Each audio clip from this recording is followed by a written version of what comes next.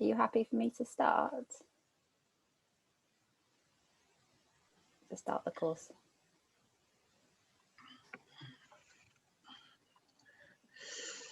Yeah. I think maybe we can start. Okay. Especially we have introduction, which will also take. Yes, I'm going to hand straight over. So thank you all very much for coming to the East Africa Use and Interpretation of Ecmwf Open Products Training course.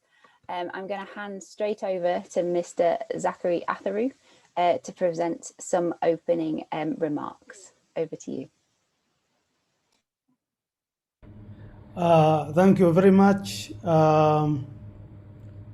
I recognize the facilitators from Ecmwf and also ICPAC. My name is Zachary Atharu. I'm representing the director of ICPAC. And to start with, I will want to welcome everybody to the new year. I wish you all of you new year.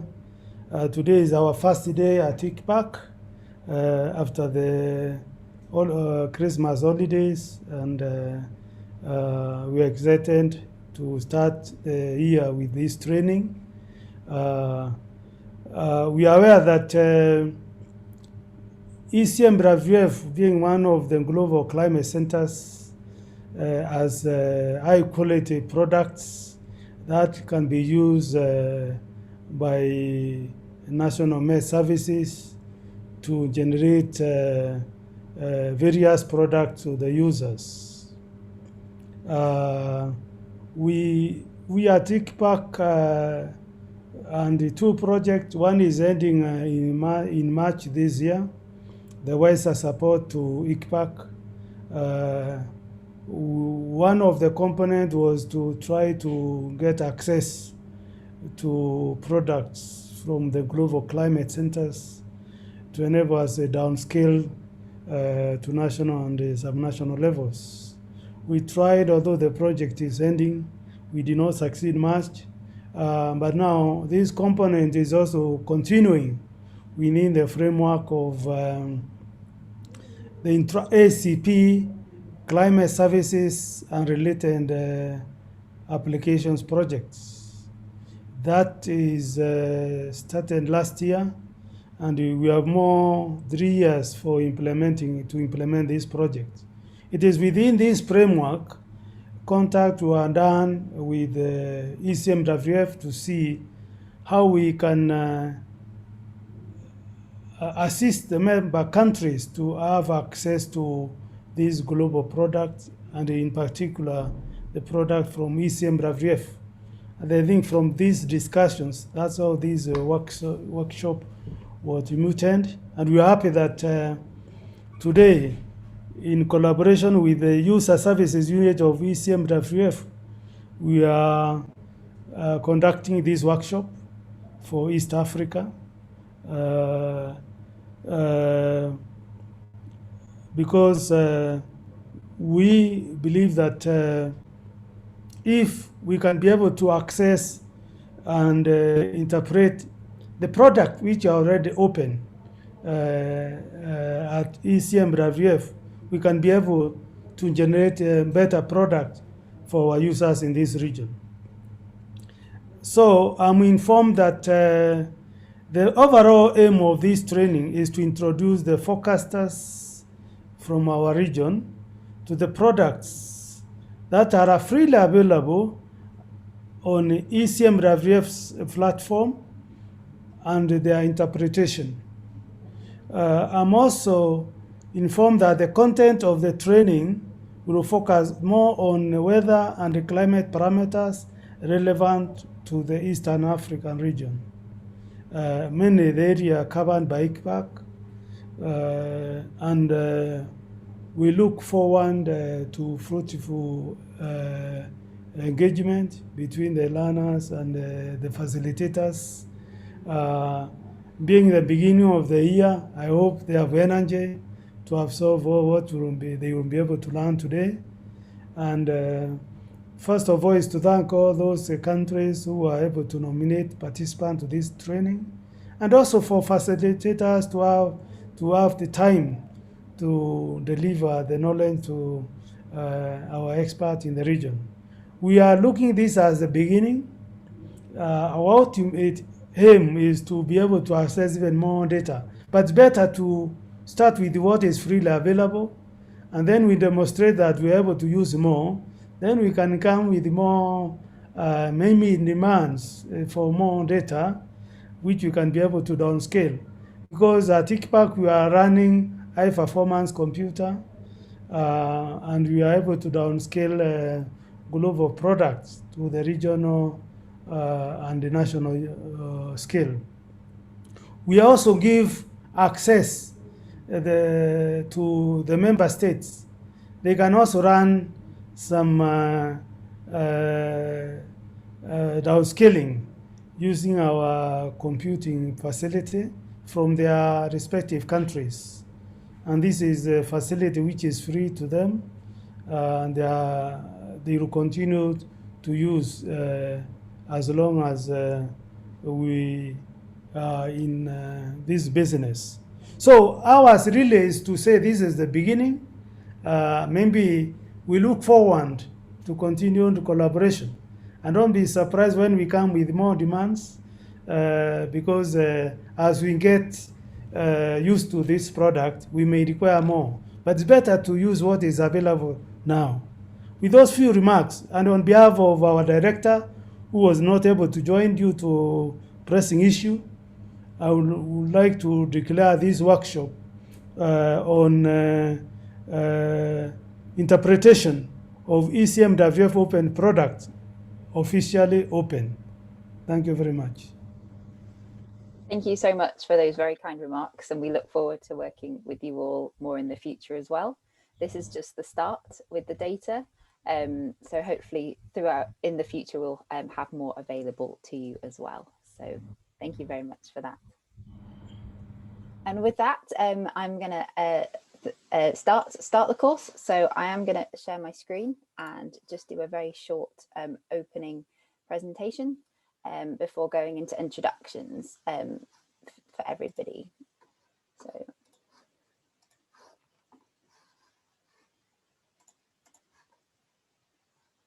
So welcome all, as we've heard, to the East Africa Use and Interpretation of ECMWF Products course. My name's Becky Hemingway. I'm in the user services team at ECMWF, and I'm a user outreach and engagement officer. So I'll be kind of leading this training today with a number of other facilitators who'll be helping with some of the sessions as well and presenting. So we are all on Zoom. So during the interactive sessions, if possible, it would be great if we could have your cameras on, and also if when you are introducing yourself, just so that we can see you, if you can, please switch your camera on. When you're not speaking, please mute your microphone. I know we're all muted, everyone's muted at the moment, which is great, but please continue that so we don't have any background noise. If you have any questions, comments or issues, please use the chat in Zoom, and we'll get back to you as soon as we can. For questions, if you have any throughout the presentations, please write them in the chat, and then we can get to them at the end. So don't worry about leaving all your questions to the end. After presentations and during the question and answer sessions, if you would like to verbally ask a question or have a comment, please raise your hand. It's a feature in Zoom under participants, and this will allow me to know that you have something that you'd like to raise, and then I'll invite you to open your microphone and ask or comment. If you're not using, or if not already, we recommend using the Zoom app, not the browser version, and this just gives you a bit more functionality with Zoom. The browser version is okay, but the app is a lot better. We will be using the breakout room function later for the interactive sessions, and this works better in the app. And if you do drop out of the call due to internet connectivity issues, please just rejoin whenever you can. I believe this is being recorded. I'm not sure about access to it in the future, but I'm sure it will be made available in case you do drop out. So as we've already had introduced, the training objectives. So first of all, it's to introduce you to the products that are available freely on ECMWF's platforms. Hopefully you know about a few already, but we have recently opened an awful lot more data and charts, which I'll be demonstrating to you this morning. It is morning in the UK, but I believe it might actually be a different time in East Africa. So we'll be demonstrating those today. And then also to learn about how to use and access and interpret the data, and also the WMO essential data, which I'm sure you use on a regular basis. If you haven't already, we did ask you prior to the course to complete 3 online learning lessons. These are on learning.ecmwf.int. You were asked to complete these to help your understanding of some of the products that we will be mentioning during the course. If you haven't had time to do it, if you could do it before tomorrow, before we start the course again tomorrow, that would be fantastic. But if you don't have time, we really would strongly recommend you doing the courses at some point, because it really does help with your understanding of the products we have at ECMWF that you now have access to. And in terms of agenda, we're on day 1. This is a 2-day course, so 2 afternoons in Africa, and it'll be 2 early mornings here in the UK. So we have, as you can see, it's quite packed. We've got a number of presentations today, followed by a group discussion session kind of later on. And then tomorrow we start again with a few presentations, and then we have a group practical in the second half of the session. And this is to help cement what you've learnt and actually put some of what you've learnt into practice. So hopefully you find it really interesting and useful. And at all times, any questions or comments, please put in the chat. Now, because I'm not sure who knows each other, with courses like this, we do go and have introductions to everybody. So what I'm going to do, I have a list of participants who have registered for the course. So what I'm going to do is just go down the names, everyone's name, ask you to introduce yourself, where you're from, what you do at your organization, so what you do in your role. If you've got any background you'd like to share about different roles, or please include that as well. And then finally, what you'd like to learn from this training course, because this just helps us as facilitators and trainers to make sure you get the most out of the course. So hopefully that's okay with everybody. So what I'm going to do is stop sharing now, and then I'm going to start with introductions. So I've already given a quick introduction to myself, but I'm from ECMWF. My background is I worked at the UK Met Office for 8 years, and then I went and did a year and a half at UK government before joining ECMWF in April. So I haven't been at ECMWF too long, but I'm really enjoying it. And then I'm here to facilitate and help as much as possible. So I'm going to hand over to Esperanza. So she's one of the facilitators on the course as well. Hello, my name is Esperanza Cuartero. I'm a colleague of Becky and Anna. I work in the ECMWF and in the Department of User Service. I'm here to assist and help with the training as a facilitator. So thank you. Thank you. I'm going to start with facilitators. So Marta. Hi, I'm Marta. I work for ICPAC and NORCAP, and I'm based in Kenya, in Spain right now, but I'm based in Nairobi. Brilliant, thank you.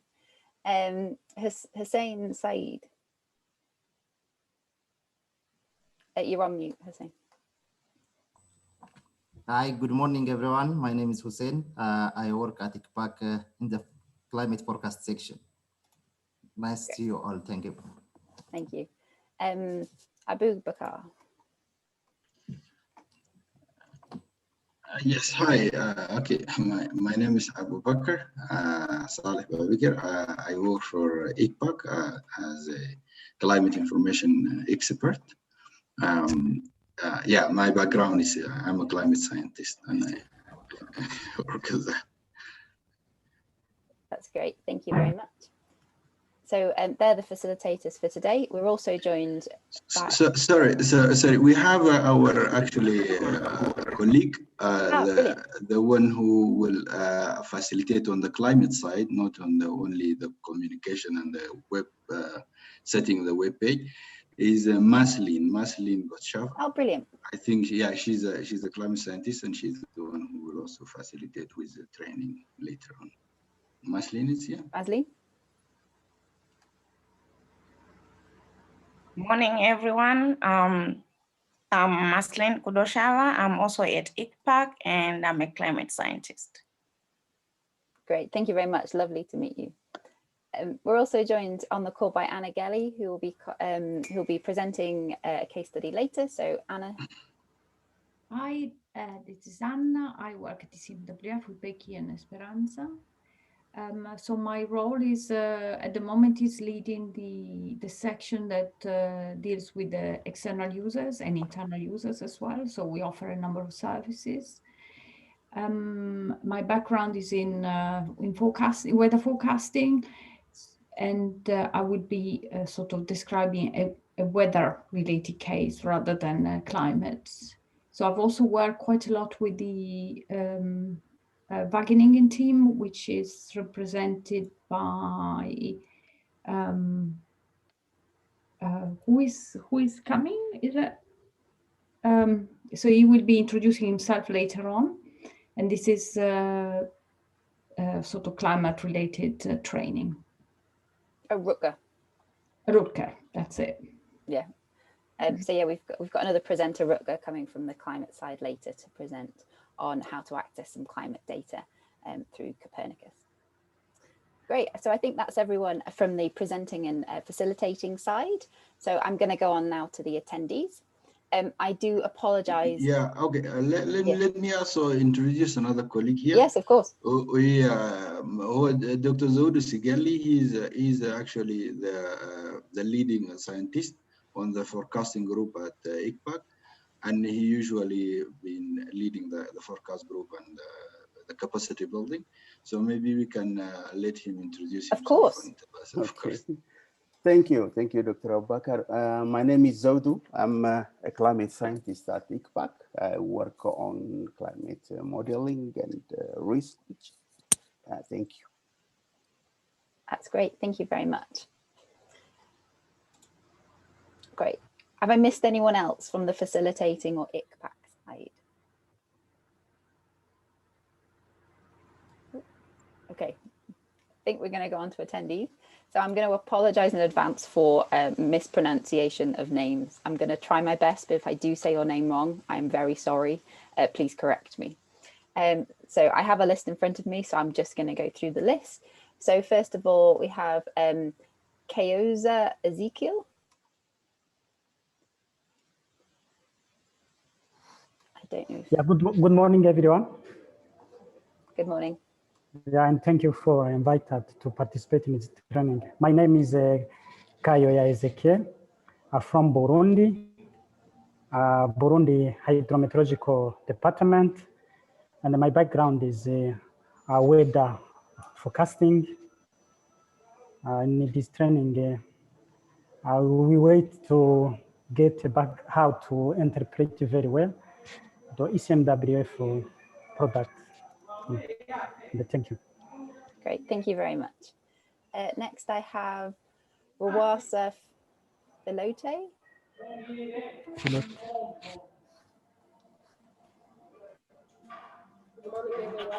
Good morning, everyone. I am Filote Wasa from Burundi. My background is weather forecast from hydrometeorology department. Thank you. Great, thank you very much. Lovely to meet you. Next, I have Hussein Dirari from Djibouti.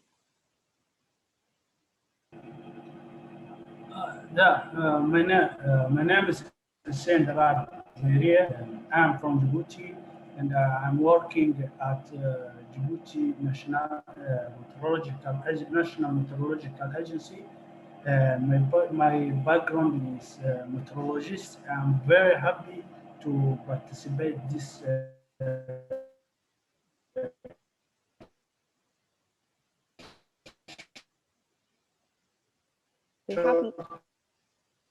we have lost you slightly, but it is lovely to meet you. Okay, so I am going to move on for time. So next I have Amniyada. Hello, Hussein. My name is Hussein. I am from Djibouti and I am working at Djibouti National Meteorological Agency. My background is meteorologist. I am very happy to participate in this short course and thank you very much for this beautiful opportunity. Thank you all. Great, thank you very much. Perfect. Next I have, I apologize for this. Amin Adab to Essenge from Rwanda. Okay, thank you, Becky. Thank you. Yes, as you said, my name is Tuisenje Aminadab. I work with Meteo Rwanda Meteorology Agents, and I work as a senior forecaster. My background is a climate scientist, especially in climate science, in climate change science and meteorology. And during this training, I want to learn more about how to interpret different products from Ecmwf, like extreme forecast index, and I'm happy also to know new products available from Ecmwf and how to analyze it. Thank you. Great, thank you very much. Next, I have Jemima Gakaru Ongoma. I am so sorry for this. My pronunciation is rubbish. From Kenya. Hello, good morning. Hello. My name is Jemima Gakaru. I am a forecaster working for the Kenya Meteorological Department. It's lovely to meet you. Thank you. Same here. Thank you. Next, I have Abdirisha Omar Jama. Thank you, Becky. I'm Abdirashid Chama from Somalia. My background is the weather forecasting and climate change application at Somalia National Meteorological Authority. I expect that I will get familiarization of your products. Thank you. That's great. Thank you very much. Next, I have Donation Nagendakumana from Burundi. Hello, everybody. My name is Ngendakumana Donation. I'm from Burundi. I work for Burundi National Hydrometeorological Services, and I'm very delighted to participate to this platform. I think that we're gonna know many things. Thank you. Thank you very much. Next, I have Jean-Marie Vianney from Rwanda. Good morning. Thank you, Becky. I'm Jean-Marie Vianney Tejeka. I'm from Rwanda, and I work in a Rwanda Meteorology Agency. I work as a senior meteorologist. I've been there for 8 years. It's not the first time to use the Ecmwf product. I know there are many products. We are using a few of them, and I'm expecting to explore more during this workshop. Thank you. Thank you very much. Next, I have Jean-Claude Nyawandi from Rwanda. Thank you. My name is Jean-Claude, and I'm from Rwanda. I work for Rwanda Meteorology as a meteorological application officer. My background is atmospheric and climate science, and I'm very happy to participate in this training. And I expected to learn more about the interpretation of Ecmwf products. That's great. Thank you very much. Next, I have Emmanuel Wani Rajab Juma from South Sudan.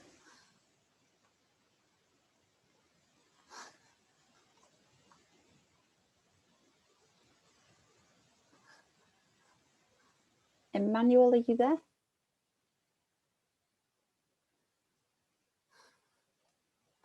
Okay, I think they are they are here, but obviously they can't come at the moment. So I'm going to move on to Happiness Francis Mapuna from Tanzania.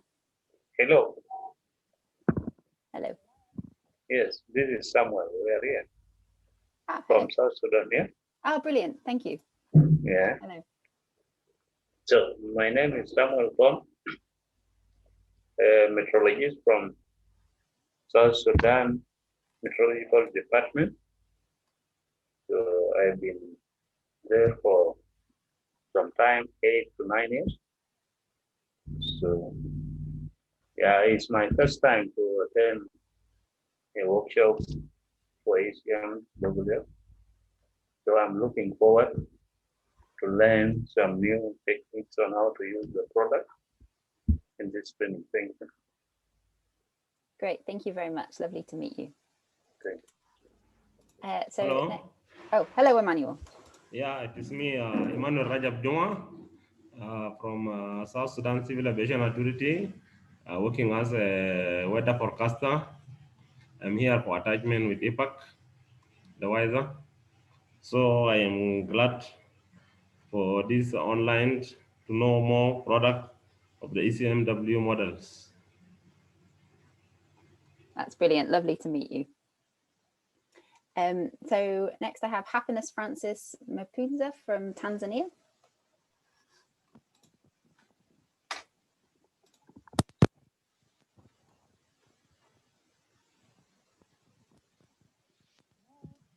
Oh, we can't hear you, Happiness Francis. Hello. Oh, hello. Okay, so my name is Happiness and I work for Tanzania Meteorological Authority, and my background is in meteorology, but currently I'm working as a severe weather analyst, and I'm looking forward to learn more about the interpretation, especially on the new charts on the ECMWF website. So thank you. That's brilliant. Thank you very much, Happiness. Next I have Liban Ali Sugay from Djibouti.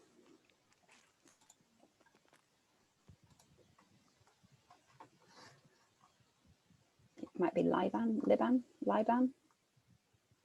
Oh, I can't see that they've joined as a participant. So, Hello.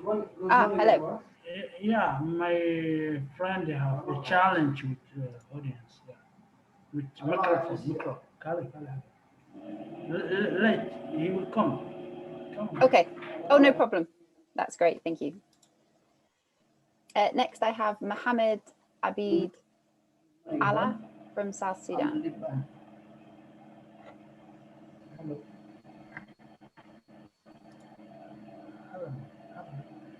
Good morning, everyone.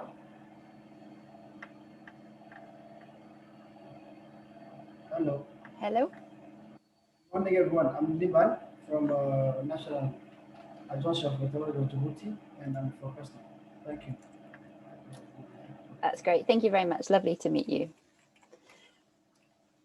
Okay, so next I have Mohammed Abdi Allah from Sudan.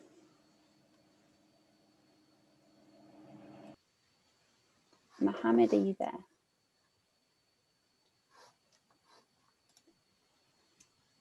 I can't see anything. So I'm going to move on to Haytham Kohli from Sudan. Are you there?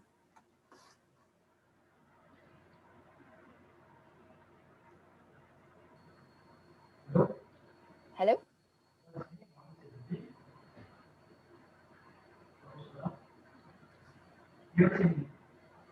We can see you. Hello, Mohammed. We can see you. You're a bit quiet on audio.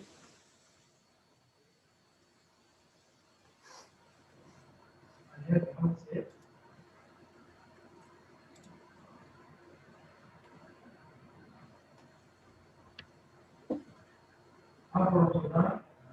I'm working at this enrollment department. Thank you so much for this chance. That's great. Thank you very much, Mohammed.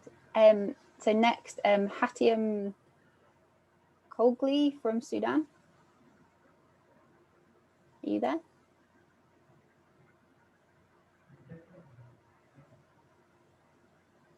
Hello.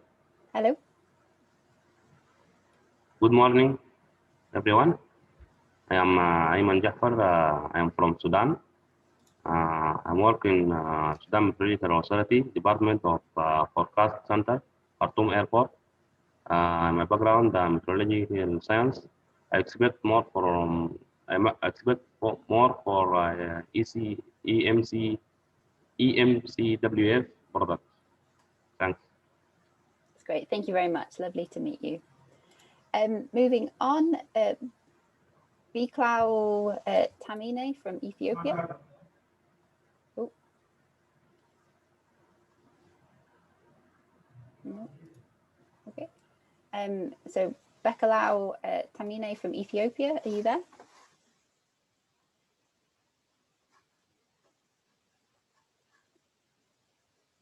I think we've just lost them. So I'm going to move on to Charlie Garugi from Ethiopia. Okay, thank you. My name is Charlie Devele. I am working in National Meteorology Agency of Ethiopia, and I'm working in Meteorological Forecasting and Early Warning Directorate. Great, lovely to meet you. Thank you. Next, I have Anthony Mwandi from ICPAC in Kenya.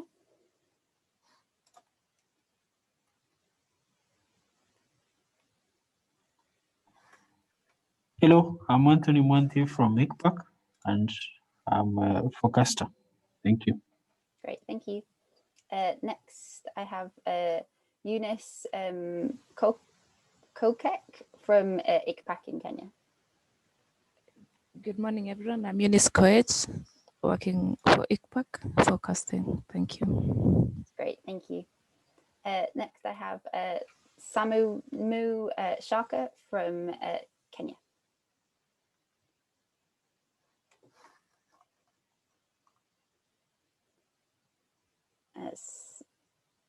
Samu Shaka, are you here? I can't see them on the list, so I will move on. So next I have Tamaru Gelatu from Ethiopia.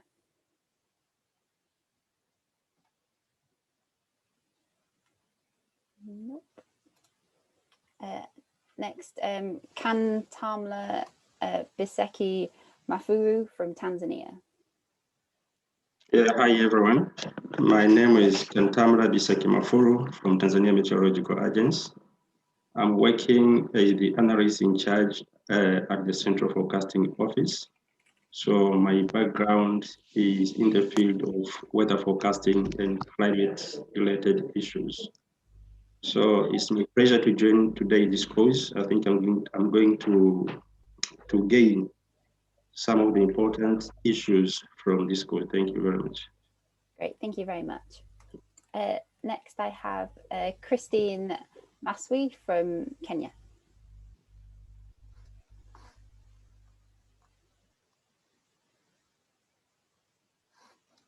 Okay, moving on, so Mohammed Sharawi from Somalia. Hello, thank you, Beck. I am Sharawi from Somalia. I work for Ministry of Energy and Water, Department of Hydrometeorology. It's my pleasure to participate in such training and see ECMWF data and products. Thank you. Great, thank you very much. Next, Alios Sawani from Tanzania.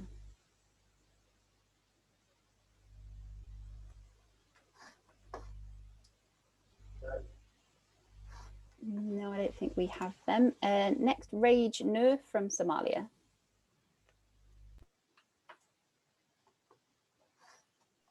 Yeah, my name is Rage Nur. I work with the Ministry of Energy and Water Resources in Somalia. That's great. Thank you very much. Lovely to meet you. Next, Eric Ontenyo. Hi everyone, my name is Eric, working as a web developer at ICPAC. Thank you. Great, thank you. Lovely to meet you. Next, I have Gilead Artan from Kenya. I believe he might actually be the director, so I don't know. I don't think he is actually available today. So I do think there are a couple of people I think I've missed, or we have missed. If we have missed you and you haven't introduced yourself, please raise your hand and I will, so that you can introduce yourself. I think Hayatem Kalohi, I know I missed you. So I'm going to start with Maureen. Hello, Maureen. Hello, Becky. Good morning to everyone. My name is Maureen Ambani. I work with the World Food Program. I am here mostly because I was attracted by the part about use of ECMWF products. It is one of the things we are really looking to use in WFP, and I'm hoping that I can learn a lot from engaging with this group. Thank you, Becky. It's brilliant. Thank you very much. Lovely to meet you. Have I missed anyone else?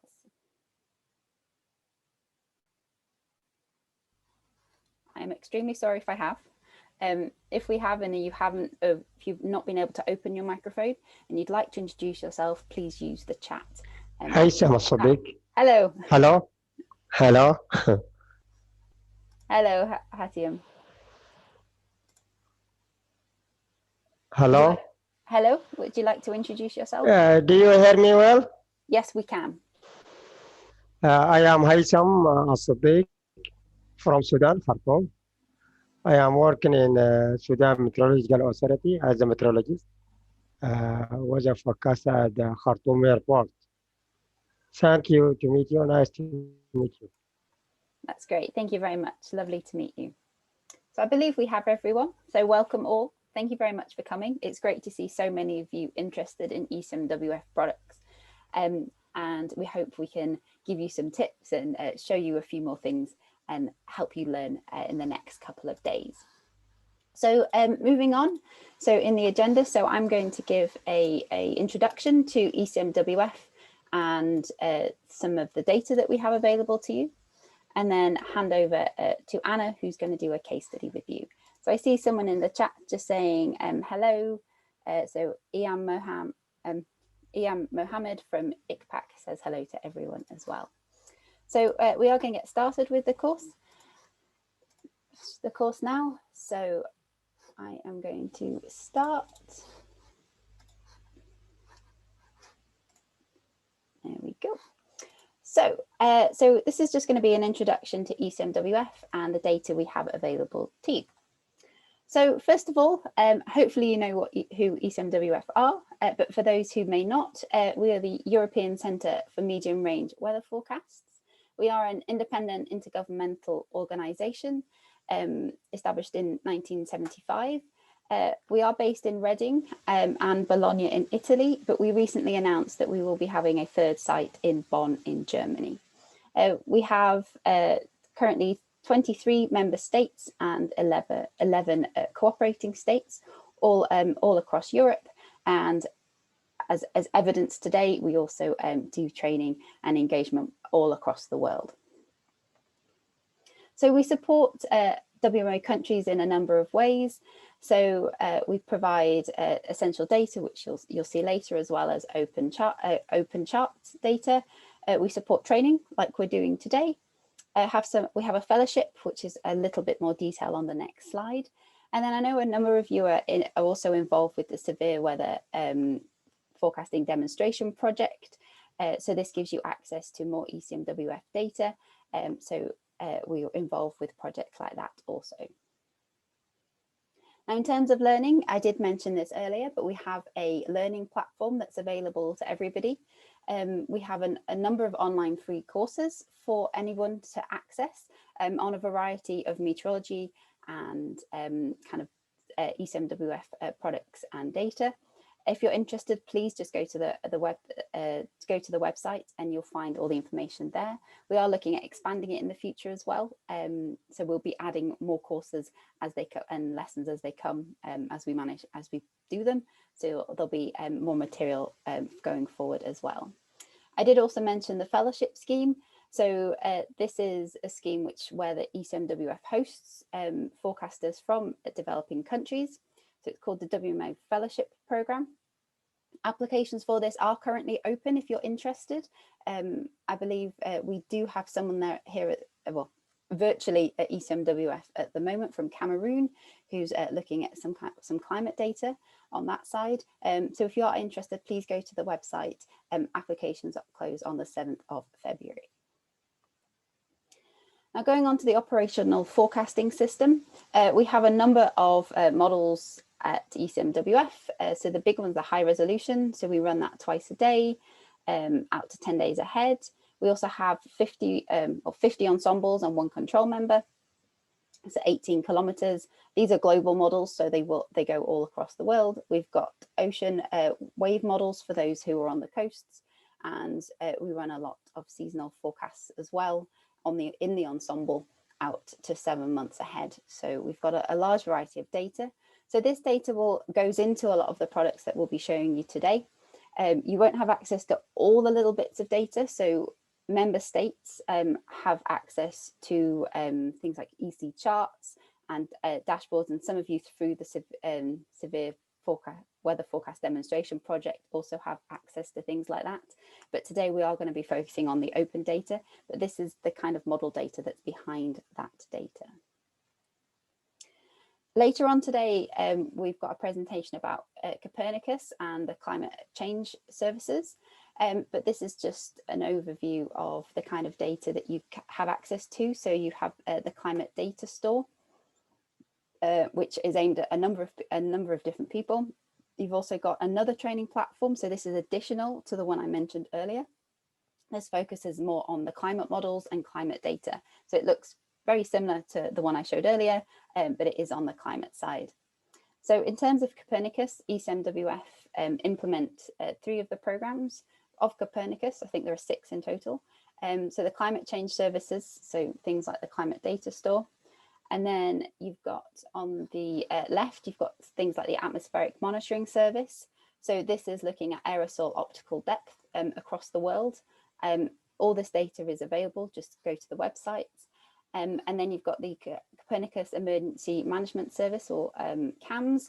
And this is probably quite interesting for you if you don't already know, but they have things like GLOFAST, which is a global flood forecasting system.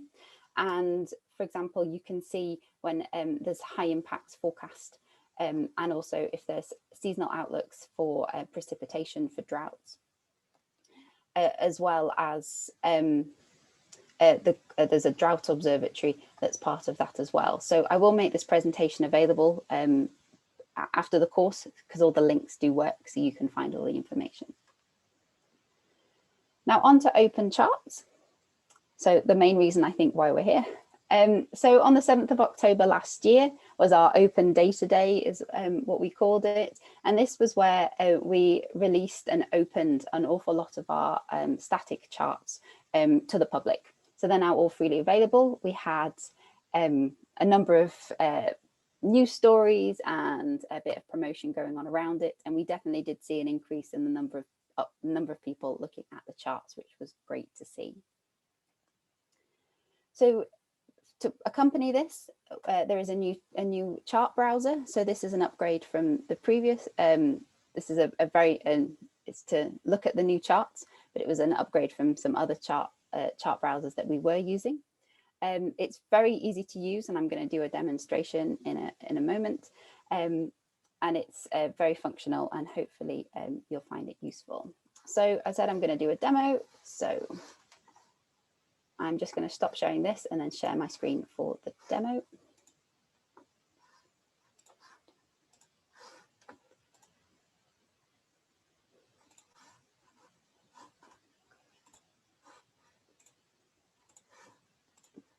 Right, so in order to go to EC charts, this is the normal ECMWF website. If you've looked at it before, you'll see that it's got lots of information on it. So if you're ever looking for anything ECMWF, this is a great place to start.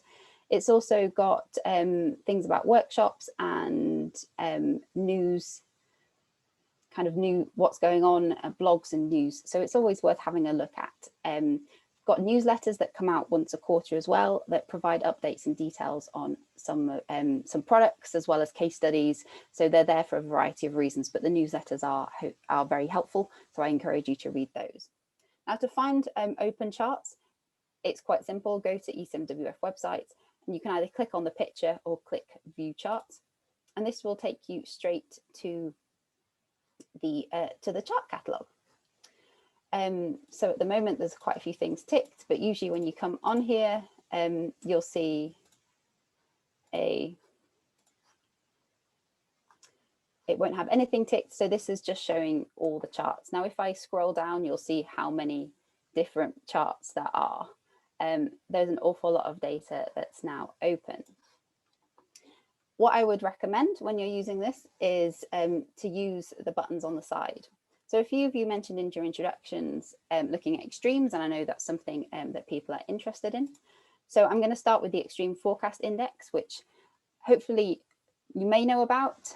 We did ask you to do a bit of learning about that. I think Anna's going to talk about it a little bit as well, and I'm going to talk about it a bit more tomorrow.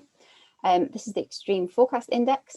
And what you can see here when you click this is a number of different charts looking at different parameters. So if you, for example, click a parameter, what you will see is it'll come up, it generally will come up, default is over Europe. We are the European Centre, so our default is Europe. However, you'll see a list when you click of different places that you can look at. So Africa is one. So this is today's forecast over Africa. You can see Extreme Forecast Index. So we're seeing it's showing something over the ocean just here, but it's there's a few little pockets of values it's picking up. So this would be extreme rain precipitation.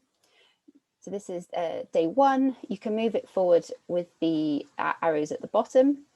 I'd recommend moving it forward with just the next buttons. If you click play, it does take a little bit of time to load sometimes in other charts. So it doesn't always give you, it'll load like you can see here. It takes a little bit to load and then you see it's moving, however, it's not being able to load. So just give it a little bit of time and it will, the data will load. That's one we can see. So here you can see that the bars for the colors are at the top, but sometimes you'll see here, I'll show you another plot in a moment, which I'll show you the legend. So for the colors, you can make it big, so you can enter full screen mode and utilize the same buttons as previously. Make it small again. Here you can download the image if you'd like, and you can share it also on Facebook and Twitter if you'd like. What's really helpful about these pages and what's great is at the bottom of each one, it has a really good description of what it's showing you. So for this one, it's showing you a bit about Extreme Forecast Index and then the shift of tails. It gives you a bit more of information about what you may see and why you may see it. So one thing I would note is when you do click the back button, it takes you to the last plot you saw. So it doesn't take you back to the home page. In order to do that, you've got a home button at the top, and that'll get you back to all of them, to it. So I'm going to just, if you can look at the extended range. So I'm going to go to extended range. You can see there's a number of extended range plots for those that are interested, looking at many different things. Some of you might also be interested in tropical cyclones. So there is an option of tropical cyclone parameters. There are a number of things to look at here, depending on what you're interested in. But something like the extended range forecast, the probabilities of tropical cyclones, it might be quite useful, especially over the Indian Ocean for you. And as you can see here, we've got a strike probability. So you can see there is something going on around Madagascar at the moment. These are weekly plots because it's going into the extended range, so we can go all the way out to February. And you can see we've got a small probability of something happening around Madagascar. And again, we've got a good description at the bottom. So going back to the home. So you can also just look at charts that you may be able to get elsewhere, but this is using ECMWF data. So this is just looking at precipitation. Now, what you'll see on some of these charts is there are a lot more different areas that you can look at. So a lot of different domains. So for the African region, the ones that are useful are Africa. So this just gives you a whole Africa view. You've also got the East Tropic, which when it loads, so it is slightly slow to load sometimes, but it will load. So you can see the East Tropic you also might find helpful, as well as Southern Africa. Southern Africa shows more of the Madagascar region, but I know some of you will be, this might be helpful for.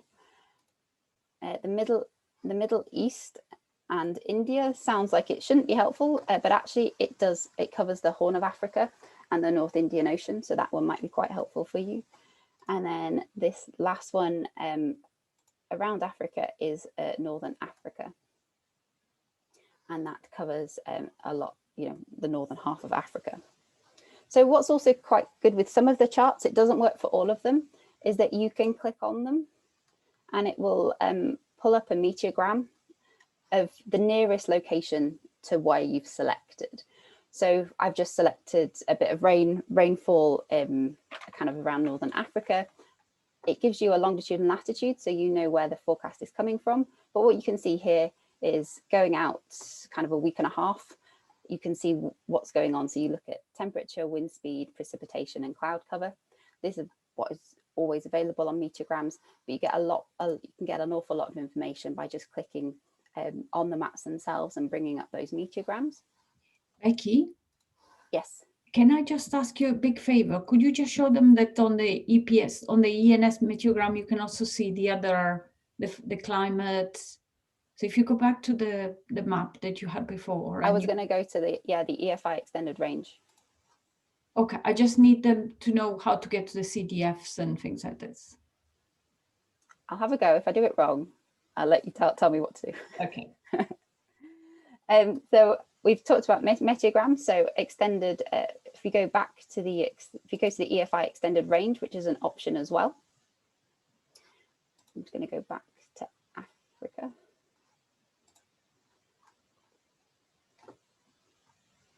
So the reason we talk about EFI a lot is that we think it could be really useful for you to look at extremes. So I'm just going to pick one of these here. So again, you can click on it and you can see what's going on in terms of meteograms. So this is more on the climate. So you can see the model climate is what you would expect. So you can see it's around here, and then you can see the deviations from the model climate. Is that what you're talking about, Anna, or have I missed something? So if you go on the weather forecasting side, not the extended range, on the precipitation map that you had before. Mm-hmm. So if you click on any, so maybe you go to Africa and you click on any location where there is something happening, like you see some precipitation, for instance. Yeah.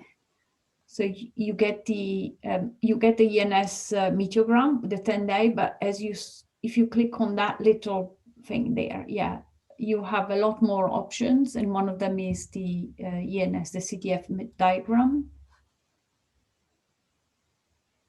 And perhaps you can also show them the vertical profiles. Mm-hmm.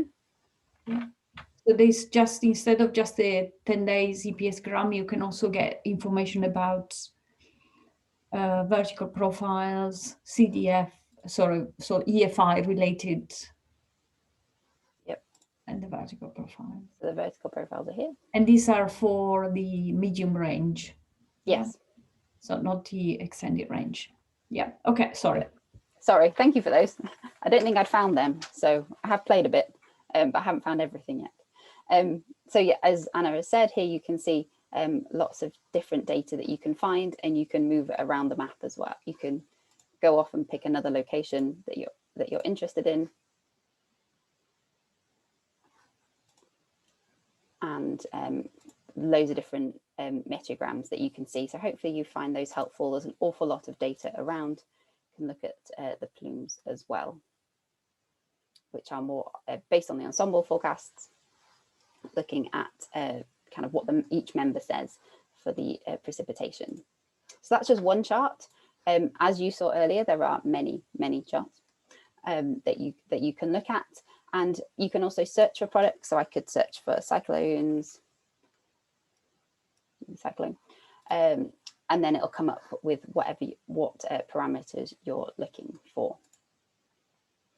So what would be, if there are some charts that you've used quite a lot, you can right click on them and you can bookmark the link, and then you can have a list of bookmarks of useful charts that you find. Don't think there's any way at the moment to kind of save them to favorites. So you just have to go through each one as you saw every time and put the domain back to Africa. But I'm sure over time, the functionality of open charts will also increase. Have I missed anything, Anna, that you'd like me to show? No, cool. So hopefully that was useful. I'd really encourage you to have a play and see what you can find. So I'm gonna carry on a little bit with my presentation now. So I've done my demo. Just going on again to other data that you can have available from Ecmwf. So there is the WMO essential and additional data. So you've had, I think this has been available for quite a number of years now. So in terms of essential data, you can get access to tropical cyclone probability and the meteograms. But as you've seen, the meteograms, there might be you might be able to find a few more meteograms for your area using open charts. There's a lot more information in open charts, but this information, the WMO essential and additional data, is still available to you. In terms of data access, we do have different types of licenses. So as WMO members, you get access to here. As I've mentioned before, member and cooperating states get access to a bit more data. And then we also have a commercial side as well, where commercial customers can have data. Now, if you're interested in accessing more data, you can get in contact with us and we can talk you through potential options for you beyond open charts and WMO data. So there are licenses available also for non-commercial use of data. So if you're interested in those, please get in touch. And finally, I just wanted to mention the archive. You do also have access to a variety of archive data. So this would probably be helpful for if you're doing case studies or if you're looking at some of the climate side. There are some with public access, and then there are also some slightly more licensed areas as well. If you're interested in those, again, please get in touch. If you have any issues accessing data, the service desk at Ecmwf are great at helping out. Helping out and solving any issues. And with that, I'll say thank you very much for listening. Hopefully that was a very quick introduction to all the data and Ecmwf, but hopefully you found it helpful. Has anyone got any questions?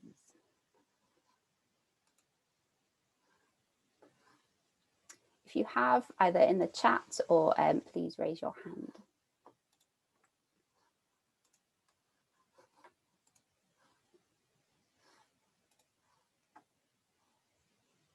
Can't see any. So what I'm going to do now is I'm going to hand over to Anna, who's going to take you through a case study. If you have any questions at any point, please put them in the chat, and then at the end we can cover them as well. So are you ready, Anna? Yes, so let me just try to share the screen because that's the usual critical bit. So share. So the other bit is okay. So now you have to tell me whether you can see my presentation or not. Yes, we can. We can. Okay, because sometimes when you go to presentation mode, nothing happens. That's the wrong thing. Yeah. Okay, so I must admit that I found it a little bit complicated to find a case study that would be relevant for all of you, because obviously you are, even though it's one location in in the world. Is still, I think, there's very different sort of aspect to weather. So the presentation will be mainly about weather. And I'm just focusing on a couple of products, one of them being the ENS meteogram or EPS gram, sometimes known, and the EFI. So these are the two sort of products that I've selected to be sort of at the center of my presentation. Obviously, because we have some time maybe tomorrow, and I'm going to attend the various sort of lab kind of sessions, so I'm happy to explain more about other products as well. So I'm focusing on a specific event which happened about a bit more than a year ago, and this was tropical cyclone Kenneth. So the reason for this is that because it allows me to look a little bit about Ensemble, to have to see how we use a number of products together to actually come up with some information about the weather in the forecast, obviously. So just to a quick recap of the event. So that was a tropical cyclone. This was actually immediately after another very strong tropical cyclone, Idai, which was basically just relevant for probably Mozambique mostly, not so much the other countries, but it just because they came one after the other, it was really sort of rather severe in the region. So tropical cyclone Kenneth also was supposed to track and affect Tanzania, but the southern side, the southern part of Tanzania, and eventually the forecast changed slightly at the end to make it less intense of what was expected in Tanzania itself.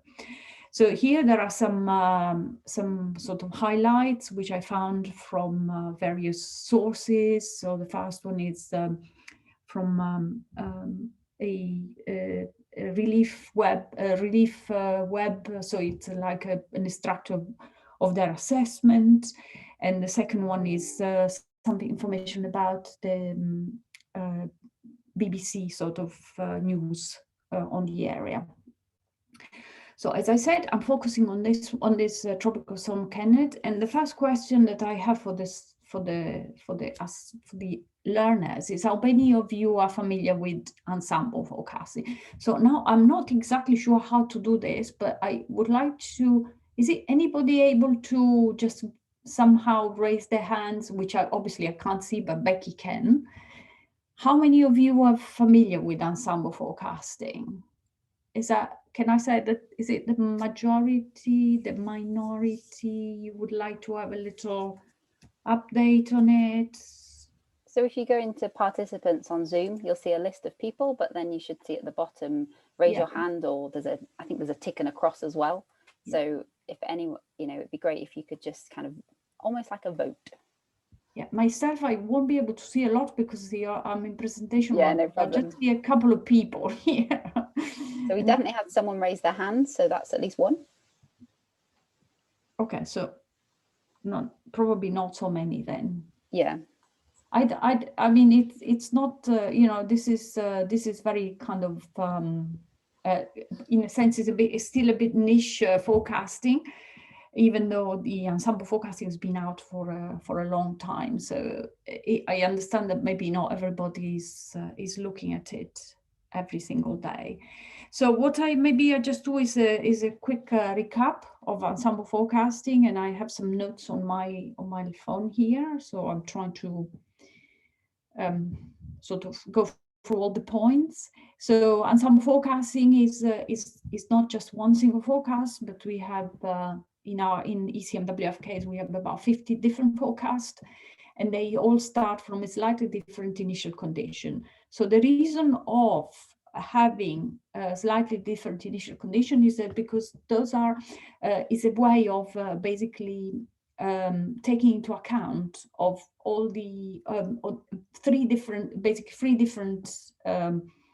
aspects of forecasting. One is that we are, even though we have a lot of observation, we still are the initial state of the atmosphere, which is provided to the model to actually go forward in time, is always sort of uncertain.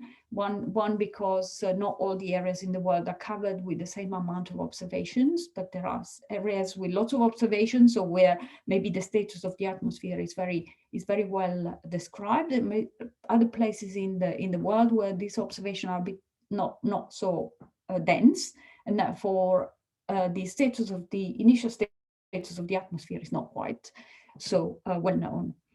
Then we have some issues with the model themselves. These are like mathematical models, so they have some uncertainty. There is some uncertainty relating the way we actually describe certain phenomena of the atmosphere. And the third one is the fact that the atmosphere is a chaotic system. So I guess most of you are familiar with this butterfly effect, where you start something and then you run within this numerical model, and your final state is maybe very different if you just do successive runs for the same model. So the idea of the ensemble forecasting is to capture, in a sense, this uncertainty. And one example in this specific slide that you see here is, I think this is really interesting and is very nice, because it's actually showing you the concept of sort of the uncertainty of this specific tropical cyclone. So I hope you see my pointer. So we have the tropical cyclone is starting here. So as we progress in time, you see different colors. The different colors are related to the different forecasting time. So the first part, which, oh, I've lost my pointer just now. Okay, here we are. So the first part here is a very short range forecast, and then it goes on until we get to this point here, or this point here, which is then the extended range. So this will be day so 240. You can see up at the top here once I find my pointer. So the purple is between 192 and 216 hours. So it's quite far in the atmosphere, in the forecasting. So you see that the initial condition at the initial stage, the forecast of the tracks, which are all this kind of little sort of worm that you see, are very close to each other here, but then they depart. And this is linked to the fact that we have this concept of uncertainty in the atmosphere and uncertainty in the model, and we are not able to forecast, we are not able to know the exact sort of starting of our forecast. And therefore we get this uncertainty later on in the forecast. So this specific example is also showing you how just in using a couple of different products, which in this case is like a track and the ensemble meteogram, you can actually gather information, more detailed information about the tropical cyclone itself. So what you see here at the top, this one is actually a description of whether it's a tropical cyclone, whether it's a tropical depression, or different intensity of the tropical depression depending on the color. And there's some information on the legend at the top. Here you have some description of the wind speeds, and here you have some description of the central pressure. So you see, this is all information coming from the ensemble, so it's never one number, but you have box plots to describe the uncertainty around, say, the wind speed, and box plot to describe the uncertainty around the mean sea level pressure.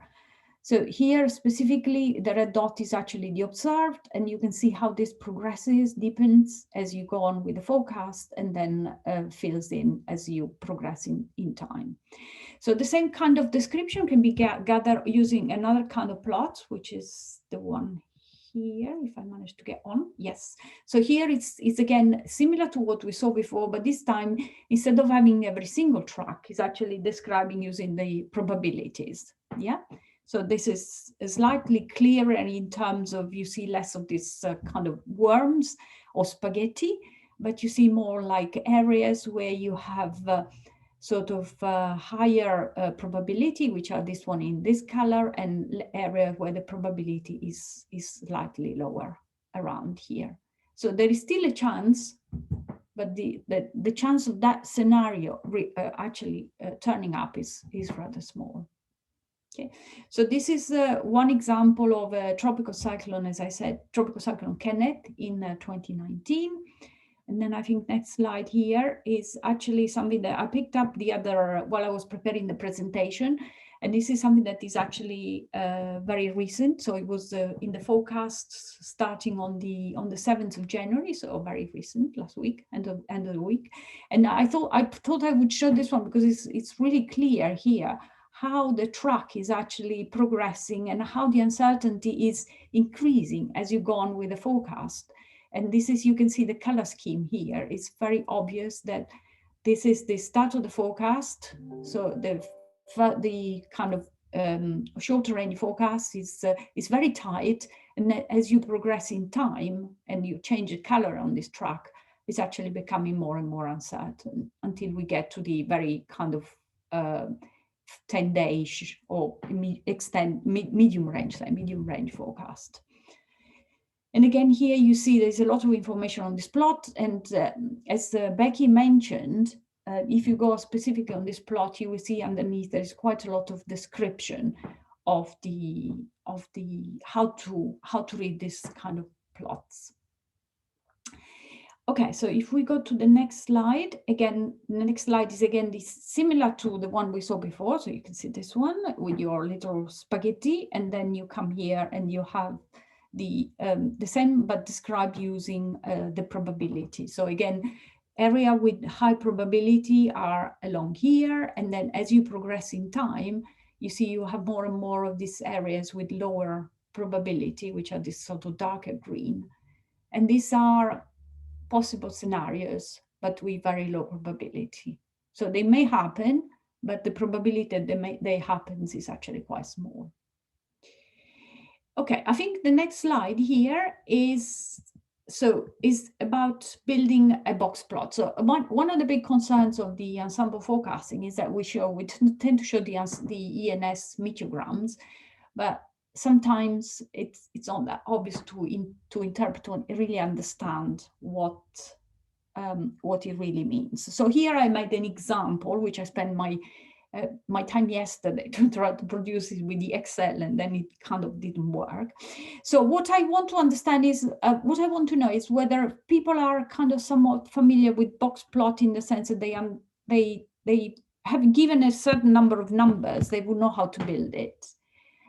Can I just have again kind of some kind of vote on this, just to have an idea of how deep I have to go? Yeah, so if you know about box plots, please use either raise your hand or use the tick. If you don't know, there is a cross option, I believe. So if you use that, that just gives us a bit of an idea. Or please write in the chat as well, if you're familiar or not familiar. So this is obviously something that we can maybe tomorrow in the forecasting exercise with something that we can go through again if needed. I mean, this is to be honest with you, I think this is quite essential to understand how these box plots are, and also another sort of element that I will introduce when we do when we look at the EFI. Is it Becky? Any? Oh, I have no votes at the moment. Okay. Oh, we've got one. Samuel says he's not familiar. Okay. With them. So we have one. That's the only one I have so far. Okay, so I'll just go quickly through this slide then, and then maybe tomorrow we may think of introducing this in the forecasting exercise, because I think that's actually very important. So here at the top, yeah, you see a random sort of 26 number, I think, 26 numbers that to me, you should interpret as precipitation amounts. I mean, honestly, they're just random numbers. Yeah. So you can imagine a location which we could select to be Dar es Salaam or any location in your country. So for one place, or the capital of your country, for that one place, we have in this specific case, we have an ensemble of 26 members.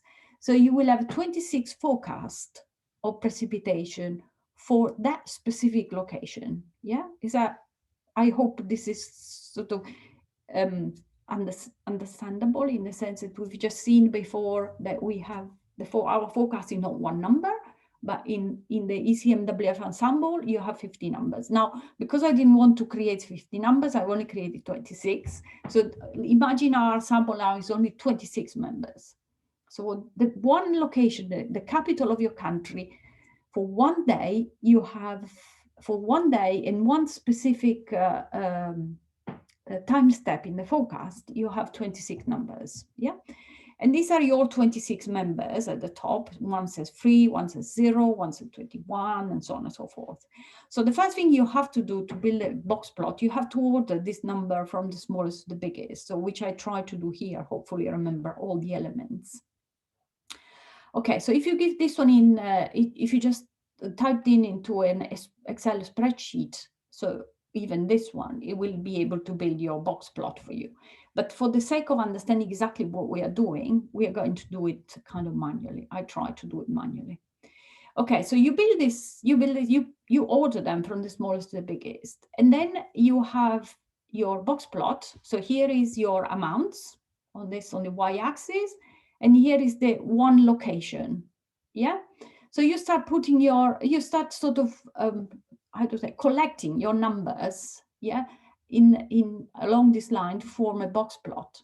So we have the two numbers at the extreme, which is a 0 and a 30, and you easily locate them. One is 0, one is bottom here, and one is here. And these are what we call the extreme, the outliers of your distribution, yeah? These are because this is the first and this is the last, okay? And then you start doing, okay, so what is which one is my value, my 50% value? So that means the value in the middle.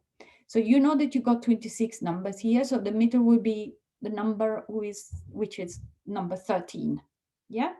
So if you count here, number 13 is actually 12, yeah? 12, and you stick your 12 here. Yeah, this is your 50%. So half of your numbers are, oh, this mouse is always going. Half of your numbers are above 12 and half of your numbers are below 12, yeah? Then we are interested in finding out what is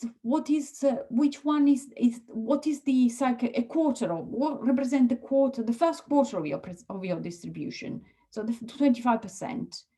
25%, so you have 25% in this specific case is number 7. So 1, 2, 3, 4, 5, 6. So it's 6, indeed it's 6.5, but we take 6. Yeah. And then we put number 7 here. Okay. And then the 75% is actually the 3/4. Yeah. So that it's just like counting 6 backwards here, 3, 6. So that's number 15. Okay. And you stick it there. So what you get now is a box which contains all your numbers between the 25% and the 75%. Yeah.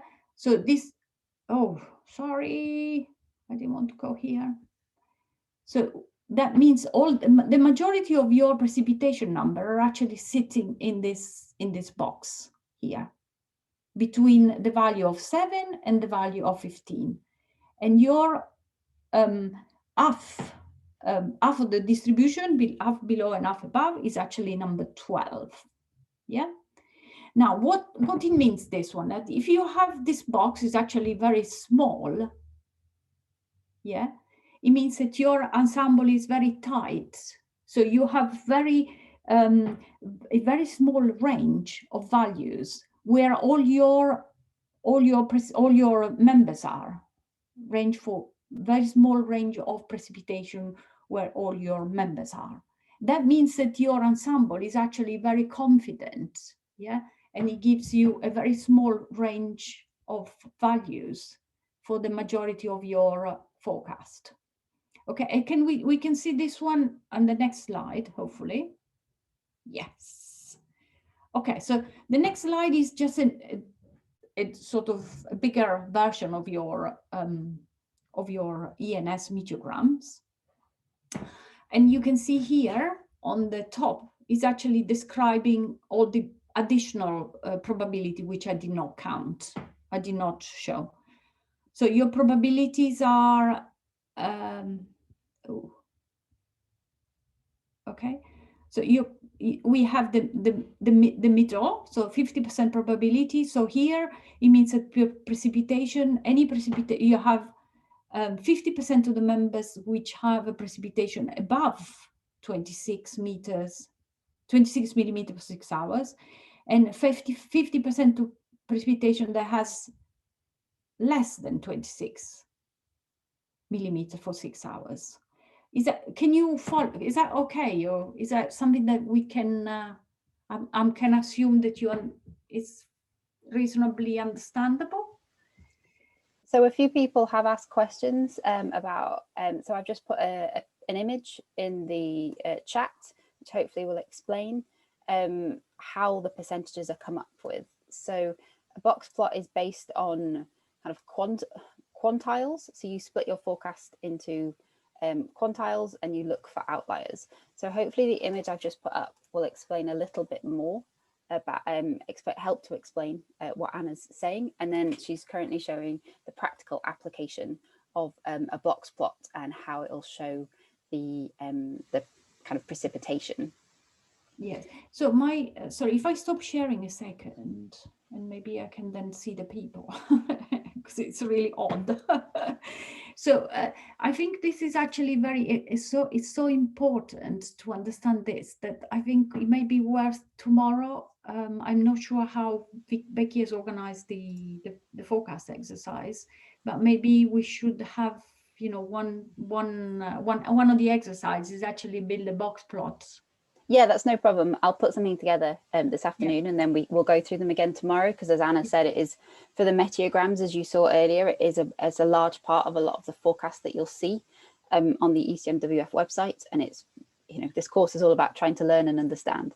So we'll put something together for tomorrow, and we'll go through it with you. Okay, so fine. So if I start resharing again and I progress maybe a little bit faster now, because otherwise it's we never get to the end. Okay, so this one is, as I said, this is just basically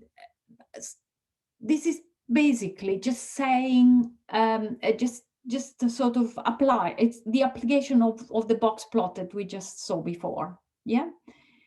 And this is so important. So this is what I was trying to say. Here you see the box, the central box, the part between 25 and 75 is actually quite large. So, and that means that the majority of the values of our distribution are between, say, what is this? Probably 15 and maybe 45. So this is quite a big range for precipitation. Yeah. So it's going to be really kind of uncertain where we actually put the values. While box plot like this, which is now when I found this one here, you can see the box is a lot smaller.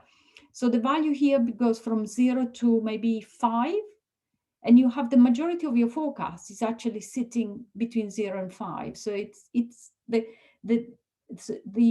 members are a lot more confident, say, that in the range, say, of values than the plot where you have a box which is very big. This one is also quite large. Yeah. Okay, so if I now progress, hopefully, okay, so this is now, we're now looking at the stream forecast index. Now, you've seen from some of the plots that Becky was showing before, this is one very recent case. So this is in the forecast. You've seen that if you looked at what Becky was showing, you could see some kind of signal on Saudi Arabia as well as on this part of the world here. So there's Red Sea area around here. So the EFI, the Stream Forecast Index, it's a product that ECMWF has developed, and it provides guidance for anomalous, extreme, or severe weather events. Yeah. The key point of this product is that it relies on the model climate distribution. Okay, so there are two things here. Model climate it's similar to it sort of tries to encompass the real climate, which is the one that you may see with the observation, but is actually produced using the model. I mean, obviously the model uses the observation to produce the EM climate, yeah.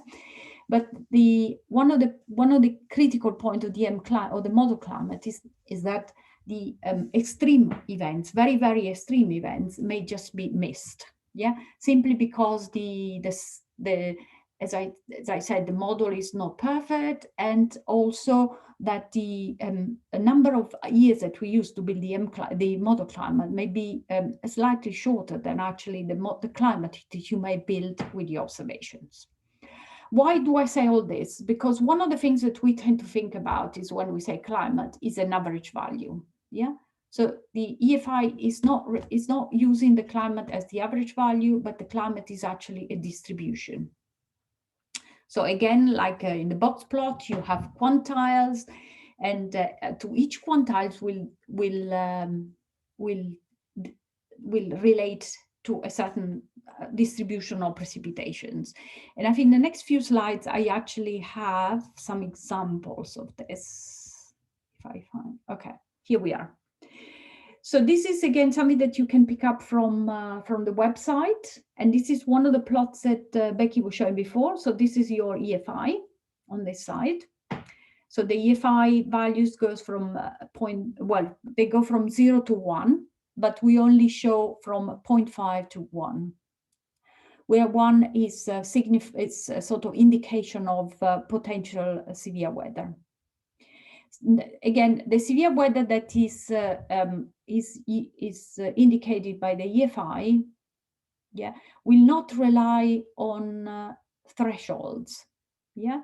So in this location here, the severity of this event is not because the precipitation, I think it's precipitation, yeah, the precipitation is above a certain threshold.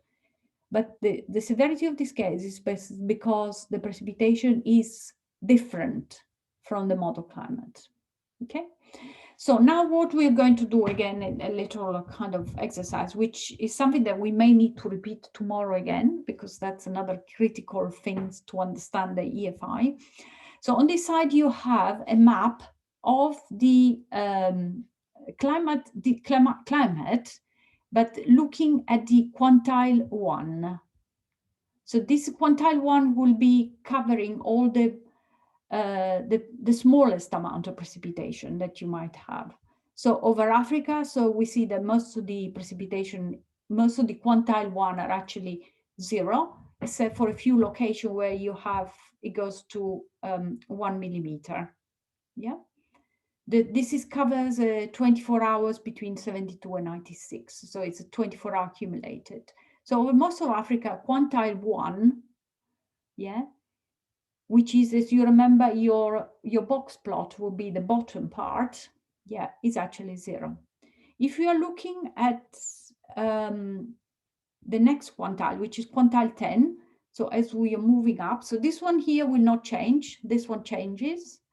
So you see now the climate distribution for the quantile 10 over Africa, it's mostly unchanged, but it does change here in this area, yeah. So you have here, you have a slightly sort of larger values, yeah, for the quantile 10. If we progress, now this is the quantile 50. That means 50% of the climate distribution is above values depicted here, and 50% is below. So you see now that we are seeing a bit more sort of precipitation accumulated over the 24 hours. So in this area here, yes. So we're moving up with the climate. This is a picture of the climate, the 50%, yeah, in the precipitation.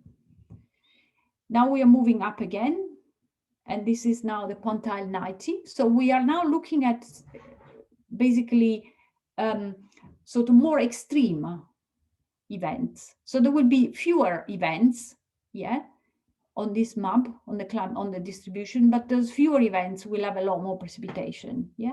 And you can see now areas. So this area here, obviously, it's coming up. This is linked probably to tropical cyclones. You know, they got tropical cyclone tracking in, so you have precipitation arriving, as well as any movement of the LTCZ, etc. And this area, the Sahara sort of part, is obviously a bit less less precipitation, if none at all.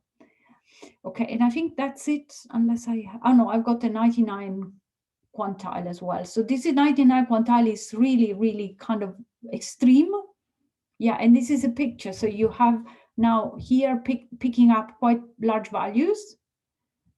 So there are very few events of this, but they are very intense. You can see here. So we have accumulation of 100, 150 millimeter over 24 hours. And this is definitely the area where we have tropical cyclones hitting the Madagascar in the area. Yeah, so this is why all this, because the stream forecast index is actually a difference between the current forecast and the climate. Yeah, but because the current forecast is actually not one number, but is a distribution of numbers, so it's a set of numbers. So the climate will be analogous, will be a distribution. And the picture I show so far will give you an idea of what this distribution might be in terms of a map, basically. Okay, so if we go on now, we are seeing here. This is actually the case that we indicated before. So it's this specific. Oh, sorry, I actually have it here. It's this case here. You can see this little blob here. So what I did, I plotted the EPS gram. This is that accumulated over 24 hours. This is the usual 6 hours, and this is the EFI. And I'm going to say something about this plot in a minute. So this one here is accumulated 24 hours.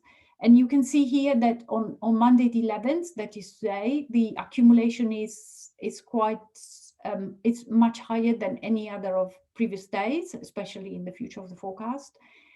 Okay, so, and this one is reflected by the accumulation in this part here, basically. You can see there are a lot of numbers here that are supposed to be extreme or severe for the location. Yeah, so this one here, yeah, has been picked up by the forecast as a potential severe event. And you can see here in this specific plot, this is actually a cumulative distribution function. And I think afterwards I have an example. So this is, if you can imagine, if you can think about this one as your climate distribution. So this is the zero precipitation 0, it goes all the way to 100. No, sorry, I got 0, it goes all the way to 12, not 100. So this is precipitation, and this is the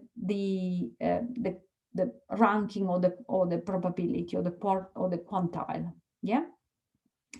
So you see here is a number of spaghetti lines, and if you just focus a second on the red one, which is the latest one, that is the one shown on the map, on the EFI map.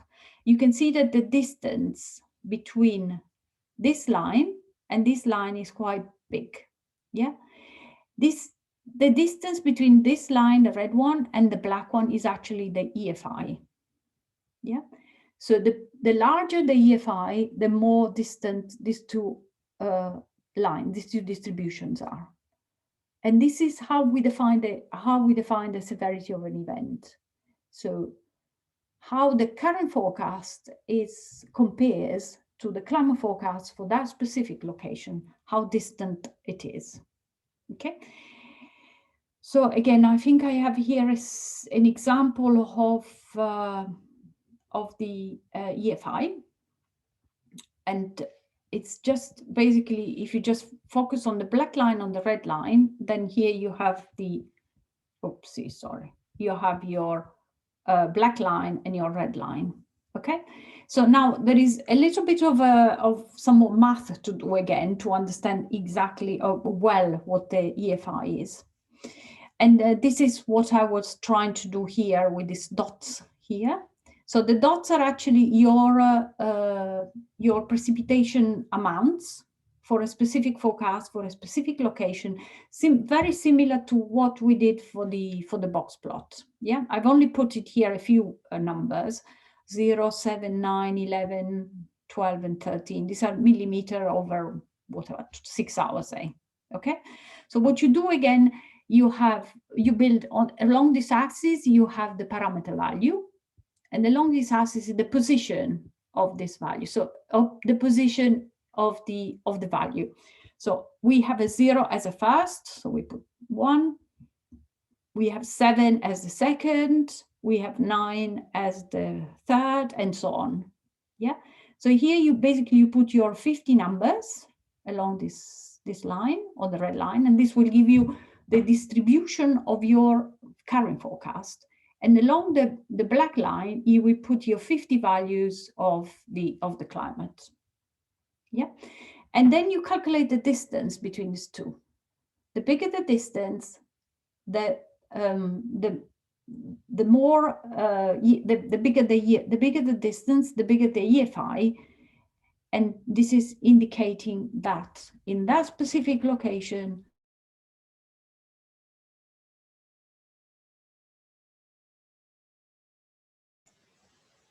We appear to have lost Anna. Apologies for that. Hopefully she'll come back in a moment. So I see, just while we try and get Anna back, hopefully you can see in the chat that I've been trying to answer some of your questions and give you a bit more information about the EFI and the box plots. And so I've shared the scale for EFI. It does, however, sometimes you will see in open charts that the kind of mid-range is not shown. So this will help to highlight the extremes. So it'll only show kind of the extremes. Now, shifts of tail is supplementary to the EFI. The EFI will look at if it's going to be an extreme, and the shift of tail goes into more detail of how extreme will that extreme be. Now, it sounds a bit strange, but the shift of the EFI can say, well, actually, this is a lot, very, very extreme. But then it can only go so far. So if all the ensemble members are saying it's going to be an extreme event, it's always useful to know how extreme that will be. So if it's going to be an extreme amount of precipitation, right, how much precipitation? And that's where shift of tails comes in. So there is more information, and we've also talked about model climate. And so the model climate, more information can be found on the link I've given. And this gives a little bit more information about how we calculate the model climate. And then for EFI, we're looking at everything relative to that model climate. Now I see we've got Anna back. Yes, how much have you lost of this? We got to the CDF. You'd gone about, you've done quite a bit of that. Okay, so let me try again. I think I've nearly finished anyway, so wait. I don't know what happened. No, we just think you just froze and we lost you, but it happens to everyone. Okay, is that where I was? You were on the one before. I think you were just finishing the one before. Okay, so if I go here, I go back one. This one. Yes. Okay, so far we got this one. So again, I think this might be something that we want to look at again tomorrow, because it's crucial to understand the EFI. The next one is just simply a recap of what I've just said. Here we have, if you just focus on the top one, so you have model climate, here you have your red line and the blue line. The red line and the blue line are two different forecasts. Yeah, but because the EFI only basically can calculate the difference up to this point, so we have some forecasts that are really extreme, then we need to have some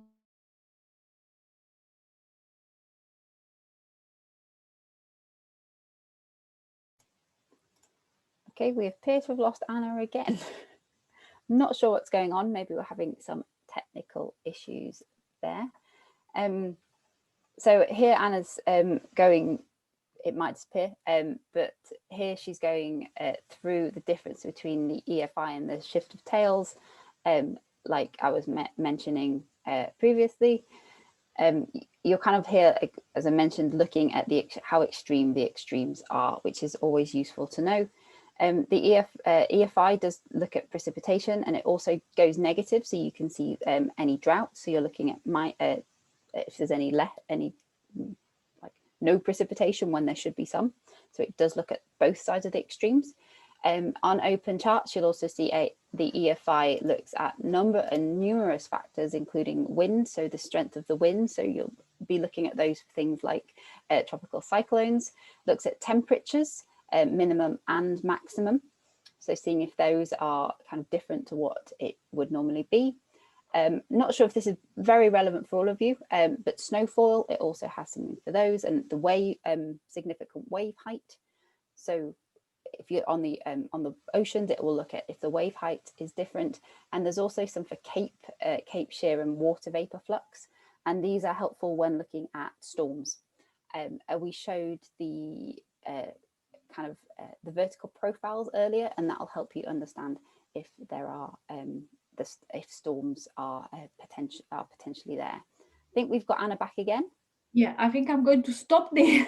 Okay. I'm not sure what's happening. Our connection's normally pretty good.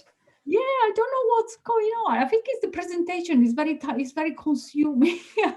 So anyway, this is more or less what I wanted to cover anyway. So I think what we need to do is we need to go through this, have a bit more of this ENS meteograms and EFI exercises.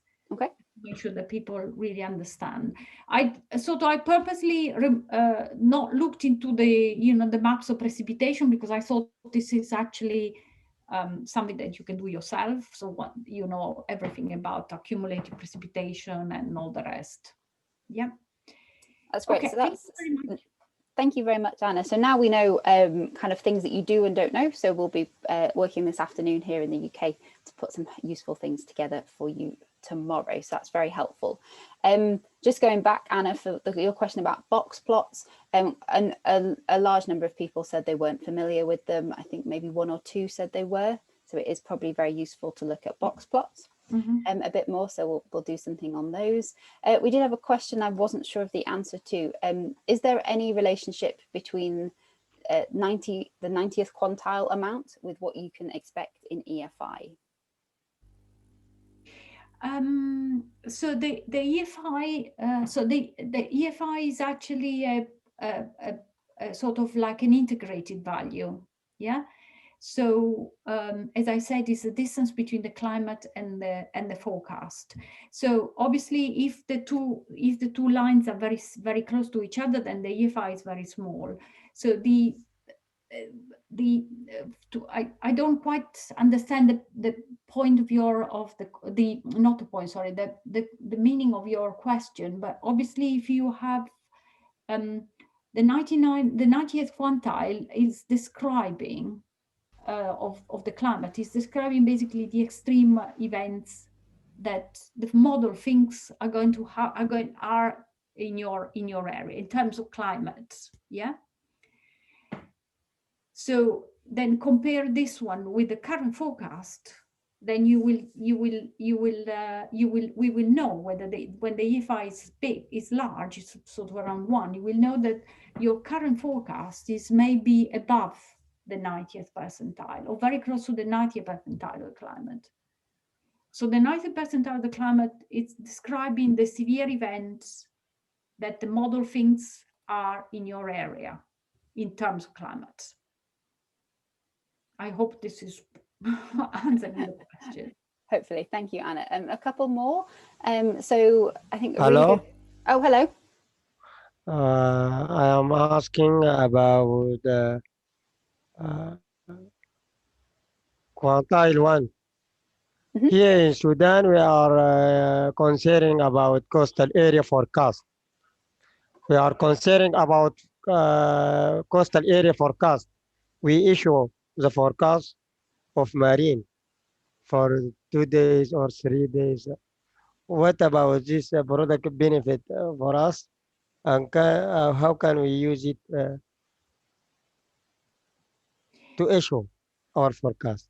So for the EFI, if you want to use the, so if you are, so the normal, so the EFI, we talk about EFI, the EFI is simply for, it's a product not for general forecasting, it's for severe weather events, yeah? So on a general forecast, you would look at, I guess we have some products on wave forecasting that will give you some information on the status of the sea, of the waves, basically. And we have some ENS meteograms that are actually relevant for wave products. So that would be something that you can use. If you think, if the EFI has a signal in a specific coastal area that you're interested in, then we have some specific EFIs that are actually looking at parameters that are relevant for coastal area, like waves and wind as well. So again, you look at you can reach those by using what Becky was showing, the little kind of a menu at the top of the EPS grams. If you just scroll down, there should be some wave parameters appearing. And the EFI, there is EFI for waves. Great, thank you very much. Hopefully that's helpful to you. Thank you. Thank you. Thank you very much. Okay. Thank you. I've got a comment from Maureen from the World. Yeah, hello. Hello. Hello. Yeah, thank you, Don, for your presentation. I have a question about the EFI. When you can say now is the weekly, moderate, or extremely, can show us the value between 0 and 1, but maybe we have the 3 categories. Can you tell us when is the weekly, when is the moderate, when is extremely, to expect if we can get a severe weather or not? Yes, so this is something that we cannot tell you, because the EFI, as I said, is based on the model climate. So you have to use it and then try to see how that fits into your categories. So in general, when the EFI is closer to 0.5, then we would say the signal, the extreme weather may not be that extreme. And the more you close to the value of 1, the weather is the indication of the weather is that the weather is probably going to be more extreme. But how this fits into your categories, then you have to clarify it yourself, because you are using different thresholds. Yeah. So if tomorrow we have some times to look at the EFI, we can actually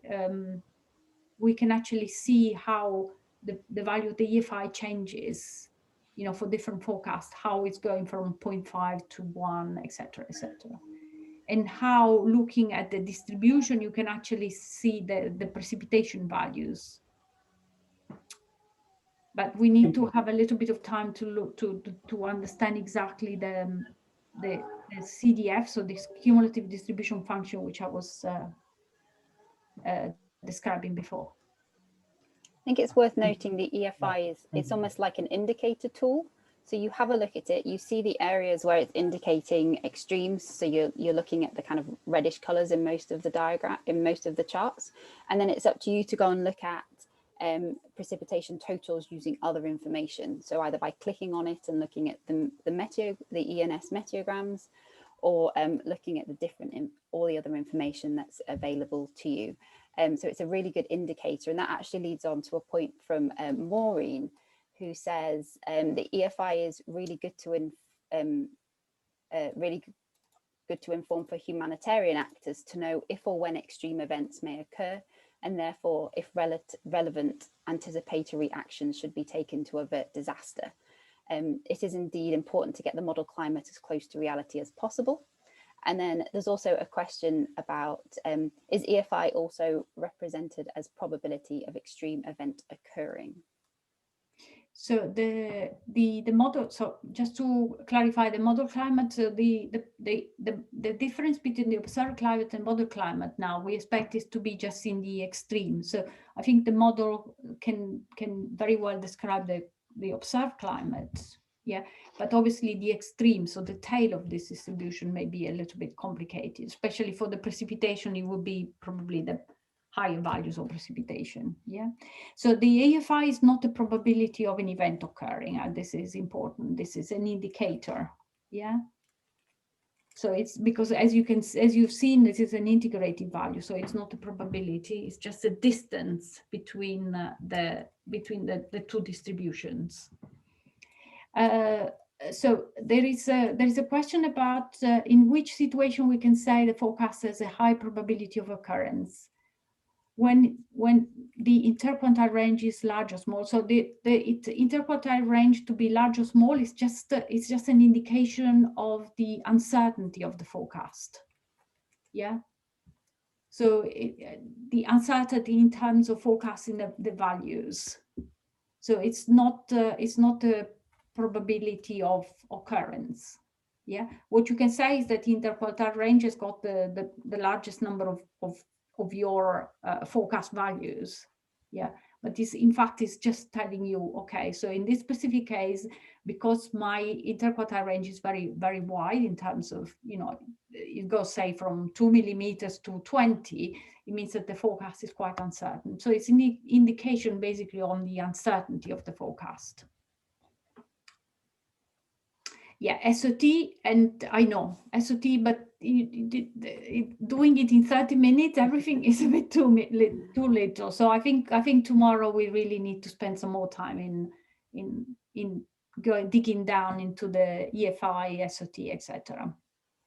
Yeah, no, I agree. And as I've mentioned in the chat as well, the online training course that we mentioned, and also we asked you to do prior to this, if you haven't managed to do it, if you could, you know, it would probably really help you your understanding if you do it at some point as well, because it takes you through everything very, very well, and in like little steps with little quizzes, so you can understand a bit better how EFI and shift of tails works, because we think that is a really key product we think will be really helpful to you. So what my suggestion will be, you know, how to go forward is that actually we should, the idea is that it's good to have this introduction that we're doing, but I would say that maybe it would be better if we have, say, we have then a break, and I mean break sort of, you know, a number of months, we give you a number of months of time, so you can actually go through the online, and then maybe then you have to tell us how you used it, how you use the EFI, and then we can then try to explain you in the place, the details that you missed during the online course. So more like, you know, instead of us teaching you telling us, and then we go through it like a flip. We call this one flipped classroom, but you know, where you are basically the speaker, as opposed to us telling you what products mean.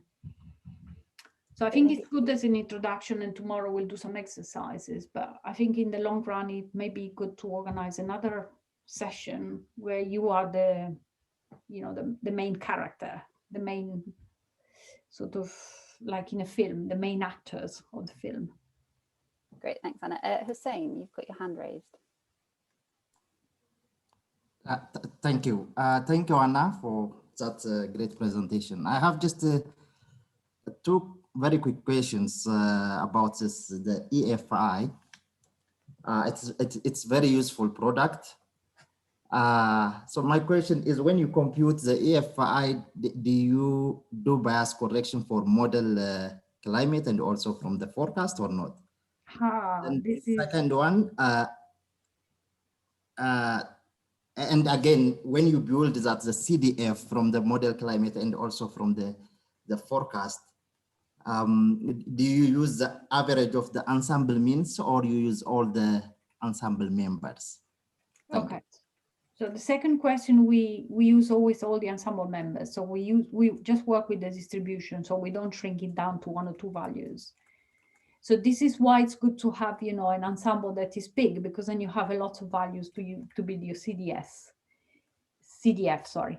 So for the first question about the bias correction, this is one of the beauty of the EFI, because it's a difference between the climate and the model. Basically, they are automatically bias corrected, because the model will have the same bias as the forecast, in a sense.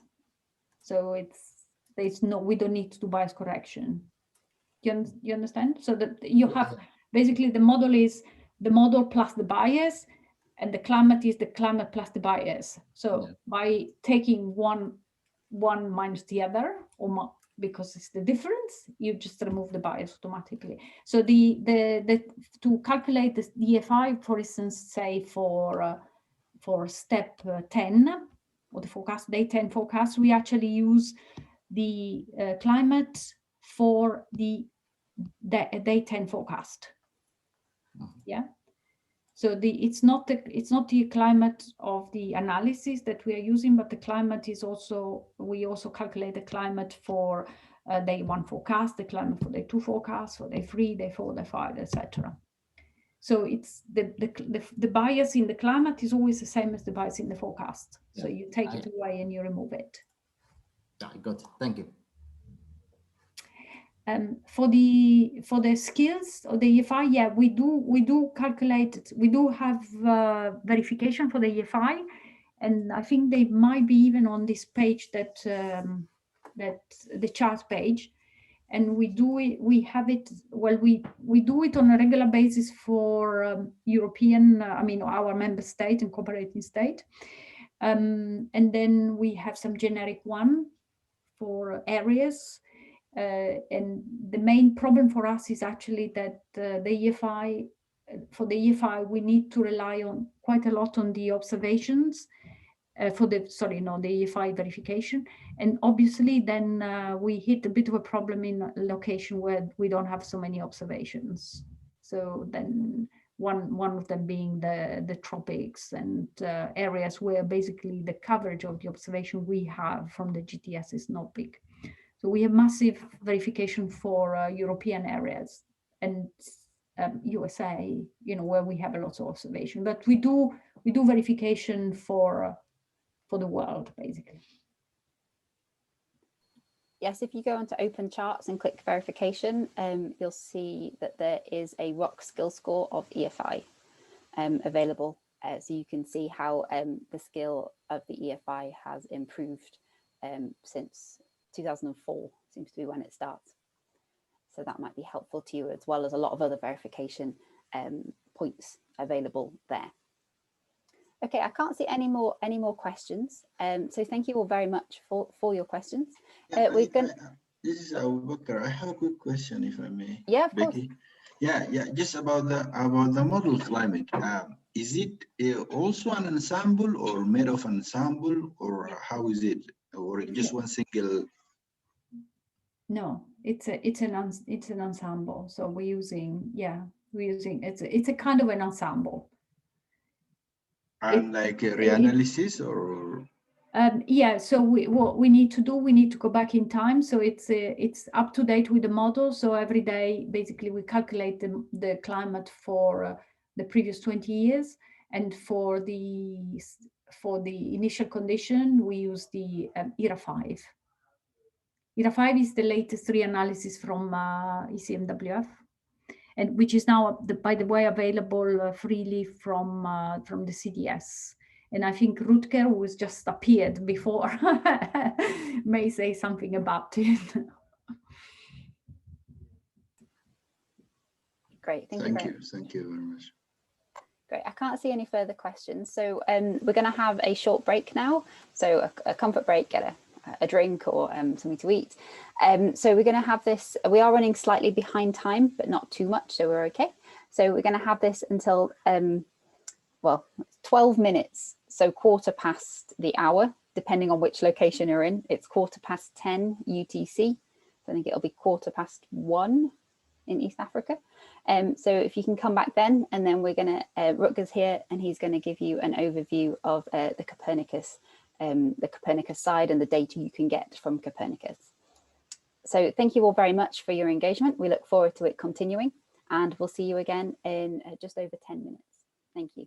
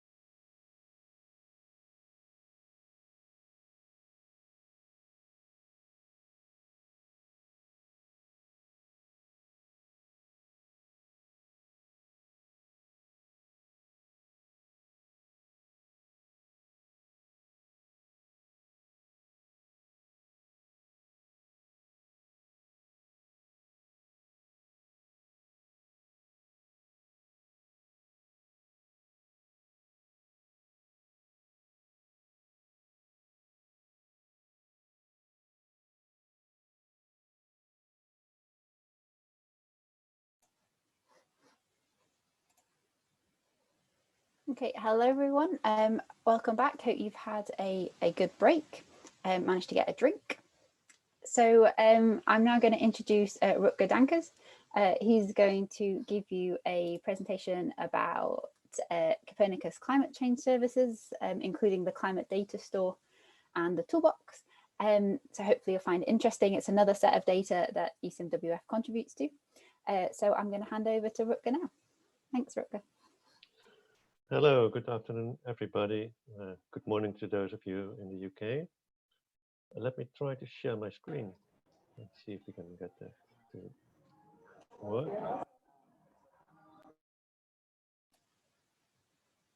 Right. Yes, we can see it. See it? Can you see it if I put it in presentation mode? Yep, that's perfect. Excellent. Well, yes, so as Becky said, I would like to give you an introduction into the Copernicus Climate Change Service, in short, C3S. My name is Rutger Dankers. I work at Wageningen University, which is in the Netherlands. And we do a lot of work with the Copernicus program together with ECMWF, in particular in the user learning services, which I will introduce a little bit later on as well. So this is what I'll show. I'll give you a brief introduction to the Copernicus program and tell you all about it, what it means. I'll tell you a little bit about the climate data store. And then I will explain what sectoral information services are and Toolbox, which is something that you can use to interact with the data in the climate data store. And I'll tell a little bit about the user learning services as well. If all goes well and we have a little bit of time left, I hope to do a live demo of the climate data store so that you can get on it yourself afterwards. So the Copernicus program, this is a large program which is funded by the European Union. And essentially it's about providing free and open access to environmental data. This includes data on satellites, from satellites, also observation data, but it includes model data as well. And it covers data from the past up to the present, and when it comes to the climate change service, also data going out into the future. So the Copernicus program is subdivided in a number of services. So the climate change service, which you see at the top, is one. But there's also services for the marine environment, there's something around air quality, around land use, and so on. Today, we'll only be talking about the climate change service. The idea behind the Copernicus program, as I said, is to provide free and open access to environmental data for really a range of users. So not just researchers, but also entrepreneurs, people in the commercial environment, policymakers, and so on. With the idea really to create services so that these data will be used for operational decision making or policy making. Central to the climate change service is something that we call the climate data store. This diagram tries to show an overview of that. Essentially what it does, it pulls together a lot of climate change, climate data and climate change projections into one environment. And a lot of infrastructure has been developed to achieve that, which is the part in the middle. With the idea that end users don't have to go to the data suppliers themselves, which is the traditional model where you had to go to a provider of climate data, you had to download large data sets, you really needed to know what you were doing in order to deal with the climate data. So with the climate data store infrastructure allows researchers and other expert users to create information which can be served to end users in a much more user-friendly way. For example, through a web interface showing some graphs. So if you move from the right to the left, we move from large data sets, which can be really petabytes in size and are really difficult to handle, to information which is much easier to manage for most of the end users. That's the idea behind the climate data store. So what does it consist of? Well, all of the data are accessible in the climate data store, and there's a number of ways you can interact with these data. So on top, you can see you can still download the data sets as you were able to in the traditional model. You could do that through a web interface, or you can also do it with an API, which is a abbreviation which stands for Application Programming Interface, which allows you to download the data from a Python script, essentially. Then, in addition to the climate data in the climate data store itself, there's also something that we call sectoral information services. These are essentially processed climate data, which are relevant for users in a particular sector, for example, the water sector. I'll explain a little bit more about that later on. And the third way to interact with the data in the climate data store is through something that we call the Toolbox, which essentially allows you to process the data yourself in the cloud. And again, I'll show a little bit more about that later on. And using the Toolbox, a number of applications have been made. These are web-based applications, so you can go there yourself and you can explore some of the data sets in the climate data store there in a very user-friendly way. So I hope to show this in a live demo, but the main way to look at the data that are present in the climate data store is through a web interface. You can browse a catalog of climate data sets, which looks a bit like on this screenshot. And if you click on one particular data set, you'll get presented with a download form. You can make choices. What variable do you want, for what day, for what time? And then you can click on the download button and you can download the data for the selection that you have made. But it's also possible to use the API, as I mentioned, which allows you to download data from a Python script. So if you want to download a lot of data, this is probably a bit easier, but you need to know a little bit of Python programming to get started with it. So if you look at the web pages of the climate data store, it will actually show you a little bit of code that you can use to download the data through the API using a bit of Python code. And it will also show you a bit of code that you can use in the Toolbox. So the Toolbox,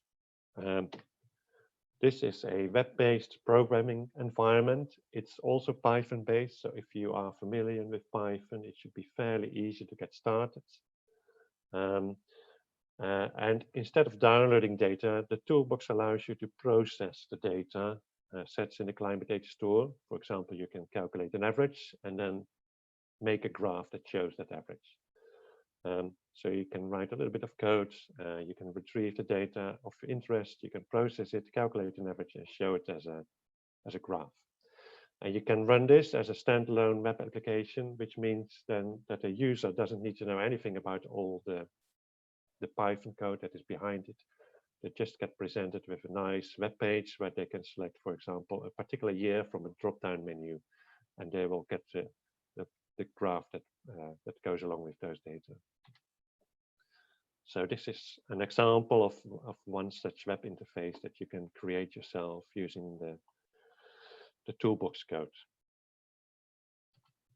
The sectoral information services, as I mentioned, these are climate data that have been processed with users in a particular sector in mind. This includes, for example, the water sector, the agriculture sector, energy, shipping, and a few more.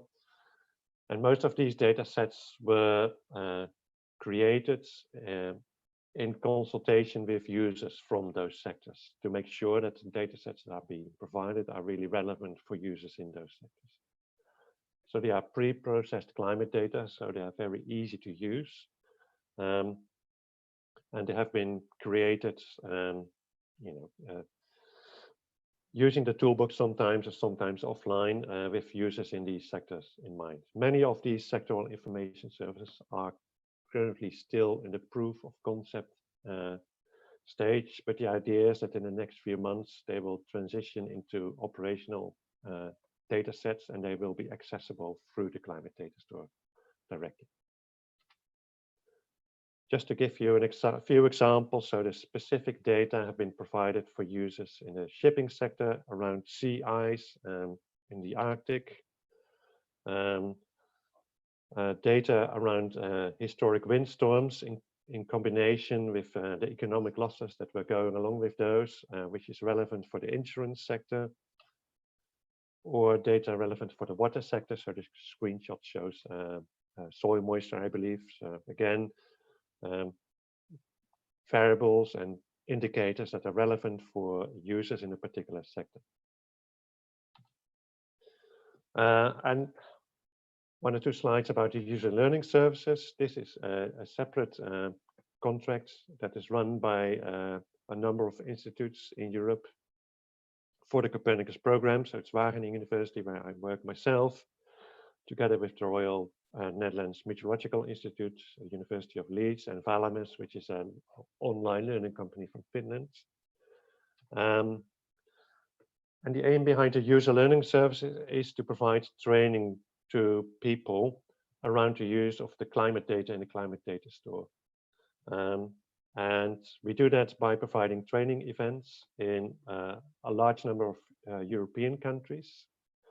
And initially, the idea was to provide blended training, meaning that there would be part online training and part physical training in the country itself. Now, obviously, with the current situation around the coronavirus, we have had to modify our plans, and currently all our training events are online. But luckily, one of the advantages is that we already had set up this online learning experience platform, and you can see the URL there. You can go there, you can register. It's a separate login from the Climate Data Store itself, unfortunately. But if you register on the User Learning Services platform, you will get access to a large number of online lessons that will provide you an introduction. It's general introductions around climate data, climate projections, but also specific on the use of the Climate Data Store and the Toolbox. So there's a large number of lessons available, so it can be a useful resource for some of you, I imagine. So I propose we skip the questions for now, and let's first try to do a demo of the Climate Data Store. I'll have to stop sharing my screen then and share another window. So let's try to do that. And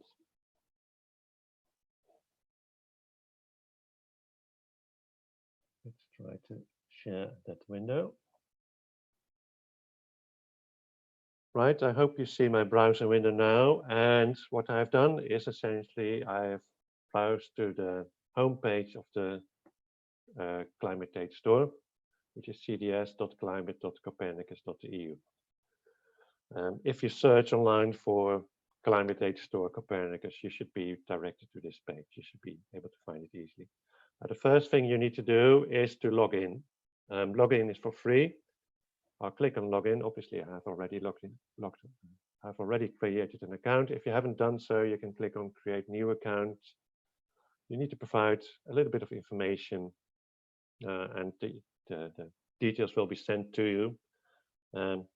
I'll log in using my own account. So give me a few moments to get my password. As I mentioned, registration is for free, and the registration really is only necessary because you need to agree to some of the terms and conditions for some of the data sets. But you will not be getting a lot of unwanted spam email, I can promise you that. So once you have logged in, there's a number of things you can do. And the main way of looking for a particular data set is, well, either you can use this, the search box in the main page, or you can click on the menu item here, which says data sets. So if you click there, you get a long list of all the data sets that are available in the Climate Data Store. You can filter them by product type. For example, if you're interested in reanalysis data, you can find that by clicking the relevant box here. And really, it's a large set of data. So, for example, if you're interested in the Area 5 reanalysis data sets, you can click on that entry and you'll get presented with a page that tells you more details about that particular data set. So error 5, obviously, is a reanalysis data set. So if you scroll down, you'll get some description, you'll get details on the resolution of the data set and what variables are included, which is a very long list in this case. Now, if you're interested in this data set and you want to download data, you can click on the download tab. And you'll get this download form. And you can make your choices. Let's say, for example, we are interested in 2-meter temperature. So we can make that choice, and then we can select a particular year. So reanalysis, error 5 is updated almost in real time. So we can even get some data from 2021 already. So we can make select January. We can select one or more days if we are interested. And even we can select one time, or we can select all the times. We can subset for a particular region if we don't want to download data for the entire globe. This is not available for all of the data sets in the Climate Data Store, but it is available for some. And we can select output formats. Now, if we wanted to download this data set, we can just click simply on this green button here. It says submit form, and we will represent it with an overview page which shows all the data requests you have made. And once the data are available, we can download it from this page simply by clicking the download button, which I will not do now because it will interfere with my Wi-Fi. So it's a very easy way to get access to your data. Let's move back to the previous page, because you might have noticed there's a few more buttons here. So one is the show API requests. So if I wanted to download the same data set from a Python program, if I want to run it in a script, for example, I can click on that button and I get a bit of code that I can use in my Python script. This is particularly useful if you want to download a lot of data, because there will be limits on the size of the data that you can get back from the Climate Data Store in one go. So if you wanted to download data for many years, one thing you could do is to install the API client and, for example, loop over different years. So you can put this little bit of code in a Python loop over the years, and you get the data for 1 year, and then for the next year, and for one next year. And if you look on the main page of the Climate Data Store, you will find some information about how you can get started with the API. You need to install it, so you need to know a little bit of your way with Python. But it's all relatively straightforward, and once it is installed, it should be fairly straightforward to use. If you go to the User Learning Services learning platform, there's also a lesson there that tells you how to get started with the API. The second button here is show Toolbox Requests, and if I click on that, I get a little bit of code that I can use in the toolbox. So let's have a look at the toolbox now. So if we go back to the top, you see a number of menu items, and I click on Toolbox.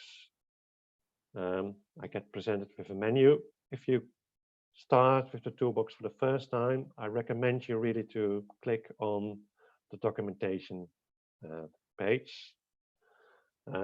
And in particular, there's now a number of very useful tutorials that you can follow.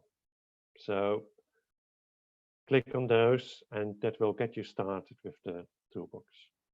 But just to show you how it looks like, we go back and we say we want to go to the toolbox editor, and we get presented with a web-based interface. On the left, you'll get to see a menu with quite a number of programs. As you can see, I've created quite a lot of programs already. In the middle, there's a bit of code editor where you can process the data sets. And then if you click on run, you can run the particular bit of code that you have created. So let's use a very simple example. So this is a very small script, and you see it runs immediately.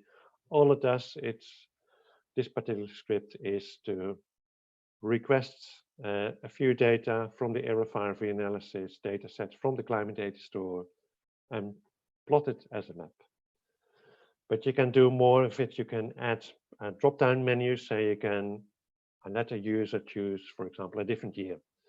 Or you can add a download link so that in addition to creating a plot, the user can also download the data that go along with that plot. So yeah, this could be very useful in particular because you don't have to download the data sets to your local computer first. So you can do a lot of processing in the cloud. And then, for example, you can create a plot and you can download the plots to your local computer, or you can download the results to your local computer instead of the original source data. So the final thing I wanted to show is what we call the applications. So I click on that menu item, and this time you get presented with a list of applications. These are small web-based applications that have mostly been written using Toolbox code. For example, we can click on the Error-5 Explorer. And what you see now is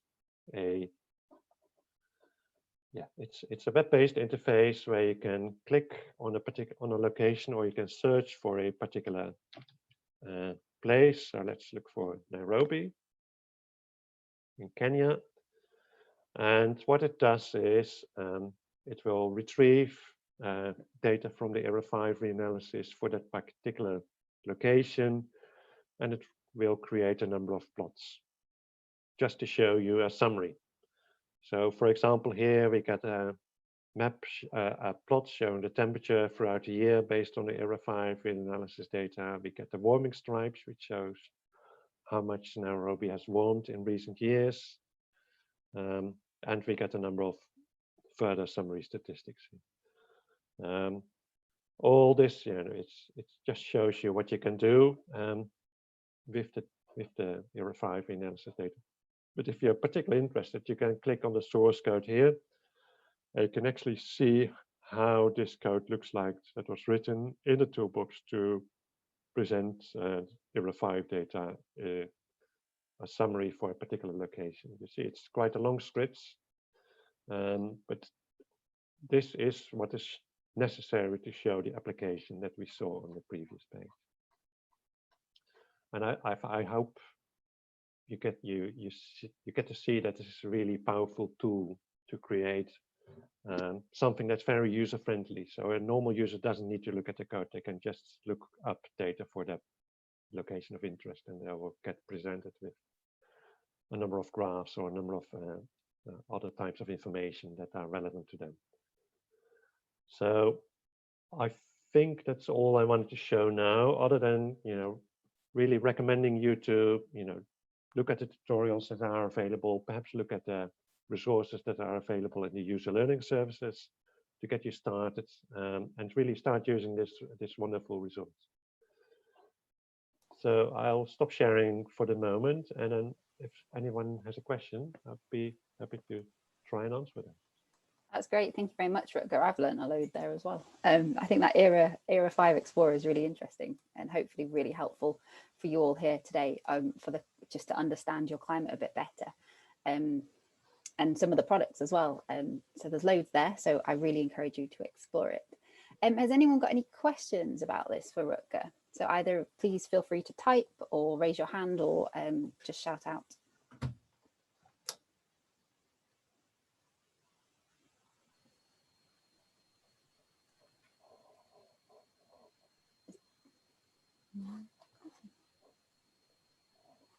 Mohammed, you've got your microphone unmuted. Did you want to ask something?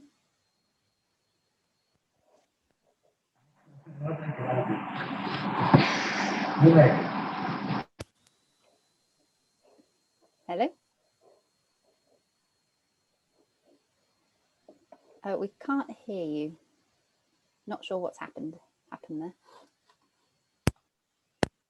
Yes. Yes.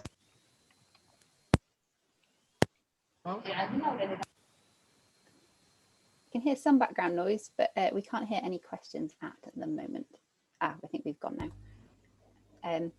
Rutger has put the link to the climate data Hello? in the chat. Hello. Hello? Hello. I'm asking about the mapping data. Can I find archive data from, for example, 1981 up to date for, we are interested in high Azores because it is the main resource of our cold front to Sudan. What about mapping data? I'm asking about mapping data for high Azores. It is available there. Can I use it easily? Thank you. I would recommend you to look at, well, in particular, the reanalysis data sets, because they have a lot of information about the historical climate. And I just showed you, one example, but it includes a lot of variables, including pressure data, rainfall, really a lot of variables, and not just at the surface, but also for multiple levels in the atmosphere. So I don't think there's, specific indicators on what you're the phenomenon that you're after, but you may be able to derive it from the data that are available in the reanalysis data set.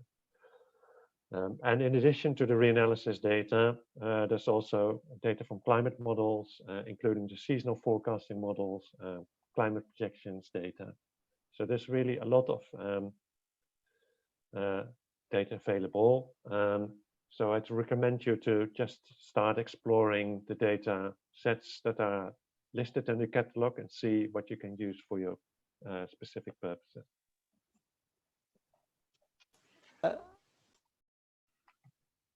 Just I am going to reanalysis data, so I can find it easily, as you said. Yes. Thank you very much. Thank you for your nice presentation. Thank you. Most welcome. Thank you. So we've also had just a question just re-asking how to sign up. So Rutger has put the link in the chat. So if you go to that website and then you can create a registration there. As Rutger mentioned earlier, it's more just because there are some terms and conditions for the use of the data. That's why it requires a registration, and it is absolutely free. Is that correct? Have I missed anything? No, it's only to say the user learning services platform with all the lessons that are available has a separate login, unfortunately. So I'll put a link in the chat as well. Oh, that's brilliant. Thank you. To that as well, but again, it's completely free to you. Great. So just one more question asking if we can share the presentations. I'm happy to share mine. Rutger's nodding, so yes, no problem. We can share those, and the same with Anna. So we will share the presentations today. We'll send them to ICPAC, ICPAC, who can then distribute them to you all as well, so you can see those. Has anyone got any further questions or comments about anything that we've raised or Rutger has talked about on the climate data side? I can't see any at the moment, and there's no mics becoming unmuted, and there's nothing in the chat. So what I'm going to say now is thank you so much, Rutger, for your presentation. It was really interesting. I learned a lot myself, and there's loads of data there to explore. And so I really encourage you all to have a play at some point. I just opened my mic to say hi to Rutger. We have met a long time ago, I think, in one of those projects during Fallback. Absolutely. So, yeah, great. Nice to see you around. Yes, nice to see you. Good. So I know Rutger from my Met Office days as well. We were in the same team. It's a very small world. It's a very small world. Great. Well, thank you very much for that. So thank you very much, everyone. So we're now going to, we've come back to time, which is awesome. So we're going to move on now to a group discussion session. So this is the aim of this session is to discuss in smaller groups how you currently use ECMWF products and services, including the positives and negatives of both, the positives and negatives of that, and to share your experiences in groups. So in a moment, I'm going to put you all into breakout groups with a facilitator who has a little bit more information about the session and a few questions that they can ask. And I just want you to share experiences with your colleagues. So the groups I've put together are between different countries. So some of you are, you might know a couple of people in your group, but the idea is to share experiences between countries about what you know, what you'd like to share, things that work well, things that work less well. So one thing to mention here is if you don't use a lot of ECMWF products at the moment, it'd be great to understand why not? Is it because you don't have access to them, or is it that you need a bit more help interpreting them? So talk through those as well. So you will have a facilitator in your group. We're going to do this for 45 minutes in the groups. At the end, we're going to come back together as a big collective, and each group just to provide a couple of minutes about some key points that you raised. So I encourage someone in the group to take notes so that they can feed back, whether that be the facilitator or someone participating in the group. And then here we can really just start to understand how you use the forecast, and this will help us as well for tomorrow, so we can kind of address any concerns or any issues that you have. We may be able to address them and help you with your use and interpretation of data. So just give me a couple of minutes while I put you into your groups with your facilitators. Any problems at any point, feel free just to, I think the chat only works for your group, but if you pop out of the main, pop out of your group and either you can call the hosts, I think, so you'll call myself or ICPAC, and we can come and try and help if needed. So hopefully that makes sense. If not, please shout, and hopefully this works. If it doesn't, I apologize, and we'll just have a big group discussion, but it should work. So I'm going to put you into groups now, and what you'll see on your screen is an invitation to join a breakout group. They're just numbered 1 to 5. If you join that, then you'll be put in a smaller group. And then once the 45 minutes is over, so I think we should come back at probably half past 11 UTC, which is 2:30 East Africa time. You'll see a notification on your screen saying we're going to close the breakout groups in 1 minute, so 60 seconds. It'll count down and then automatically bring you back at the end of the 60 seconds so we can have a larger discussion. So with that, I'm going to sort these groups out.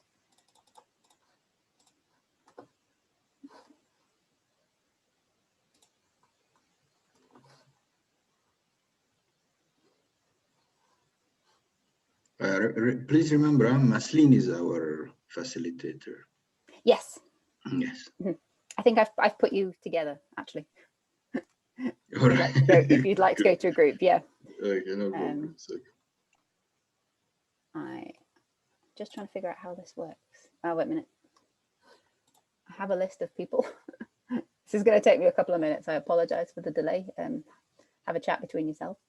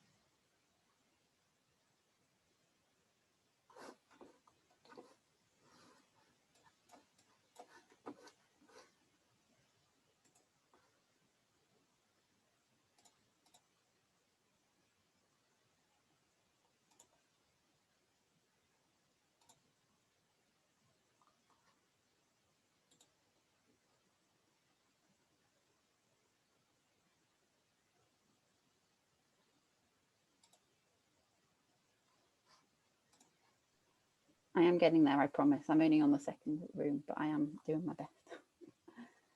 We've lost a couple of people as well, but that's absolutely fine.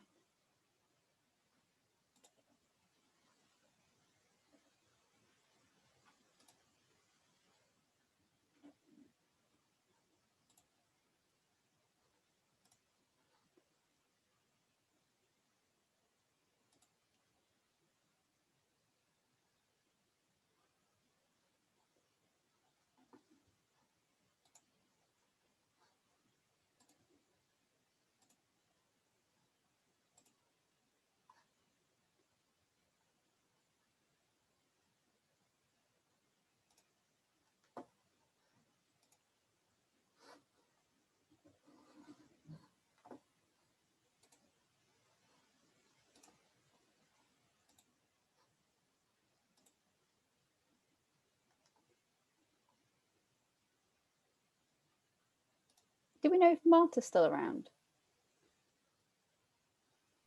I don't think so. You don't think so? Okay. Yeah, I can't see her. No, me neither. So does that mean? Yeah, that's what I was saying. Mashlin is the facilitator for the climate. Ah, got it. Okay. Yeah.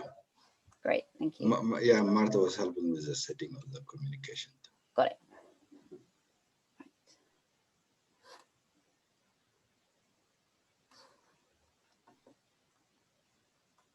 Right, one last group. Let's hope this works. I apologize. It's fine, Becky. Seems like it should be easy, but it's not. I have a few extra people, so I'm just going to put them in some groups.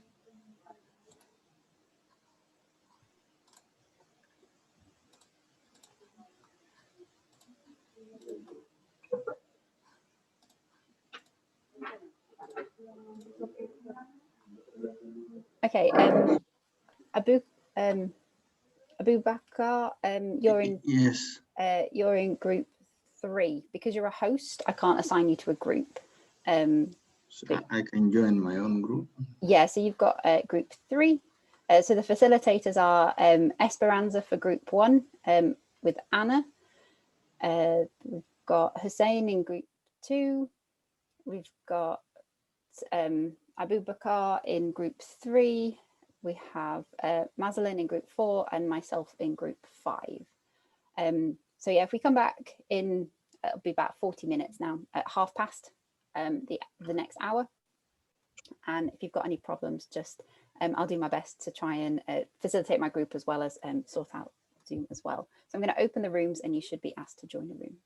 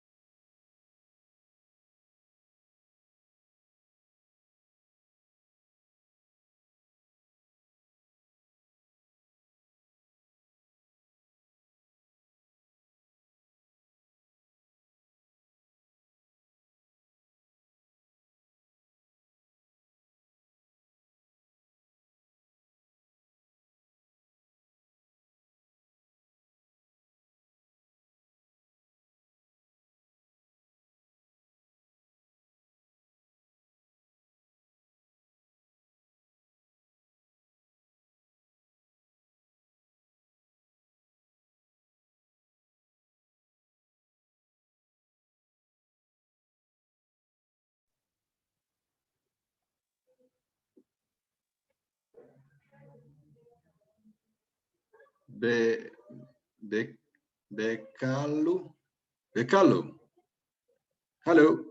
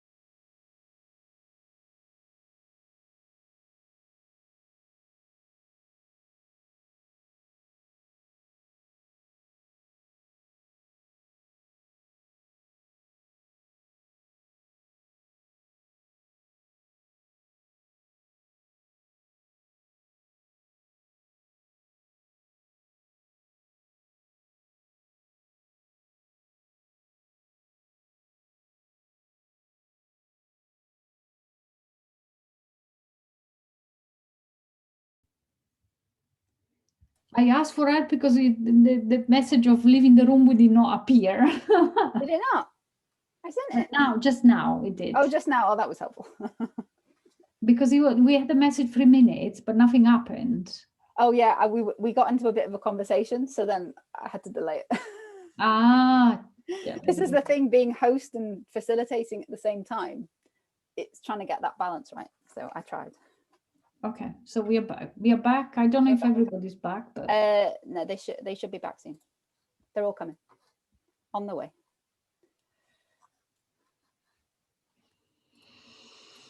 I think yep, everyone's. Oh, there's a few more. Just got a few stragglers that are going to be moved back. Ah, there we go. We're all back. Great. Well, thank you all. We're all coming back.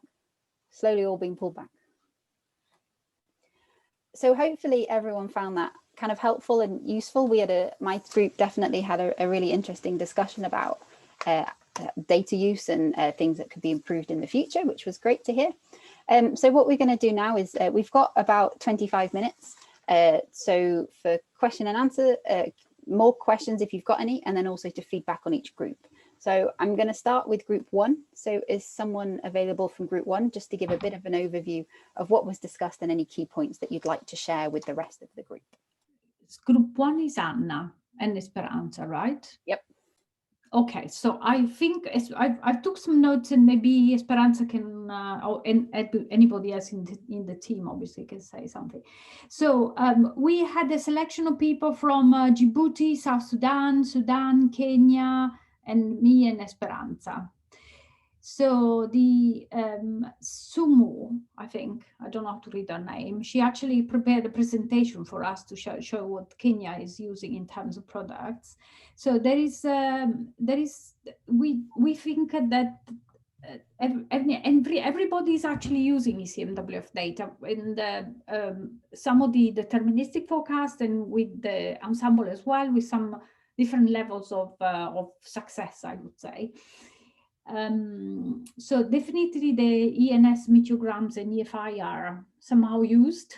I think we all recognize that there is definitely some need of extra training for this. Try to understand exactly what they mean.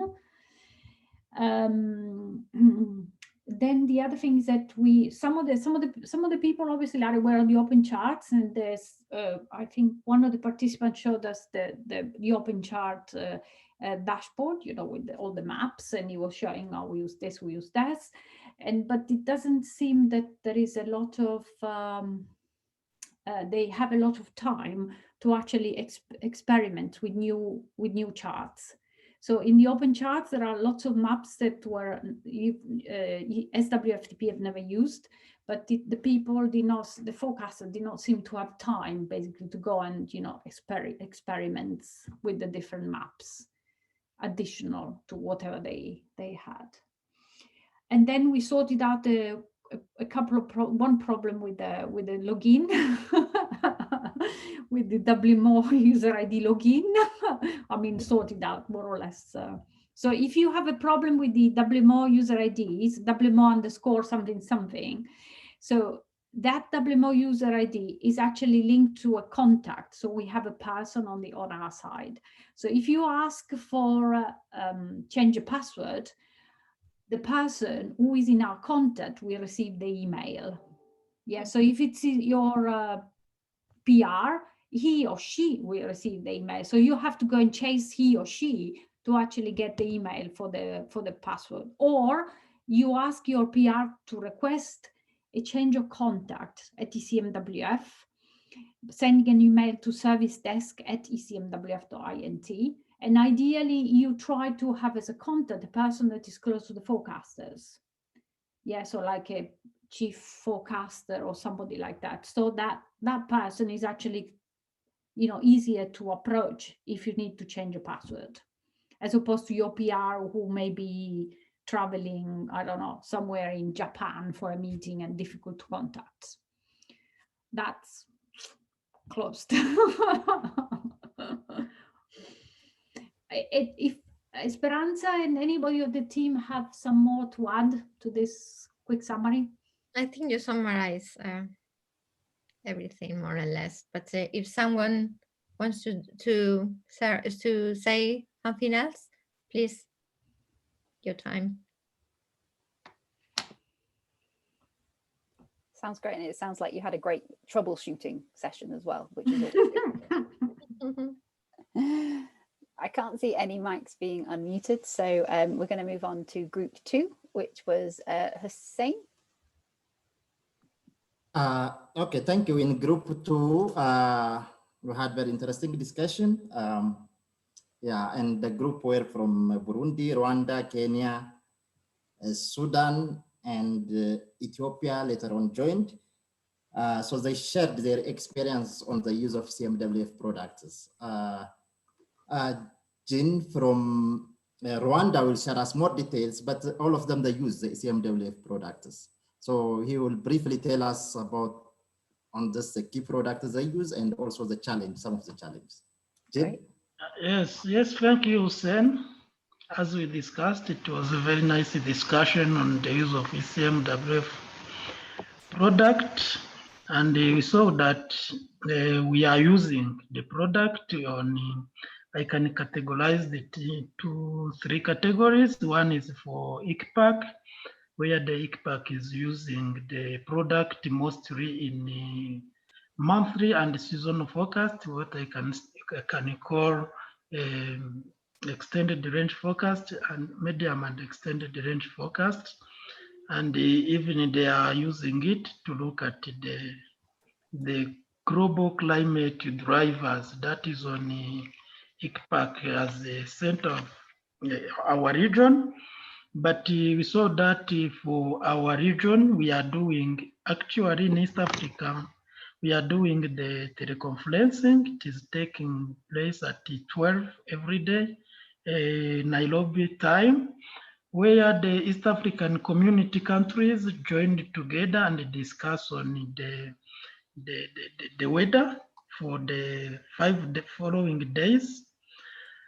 And most of the time, ECMWF products are the inputs. We discuss on also the severity of the weather in East Africa for day 1 and day 2.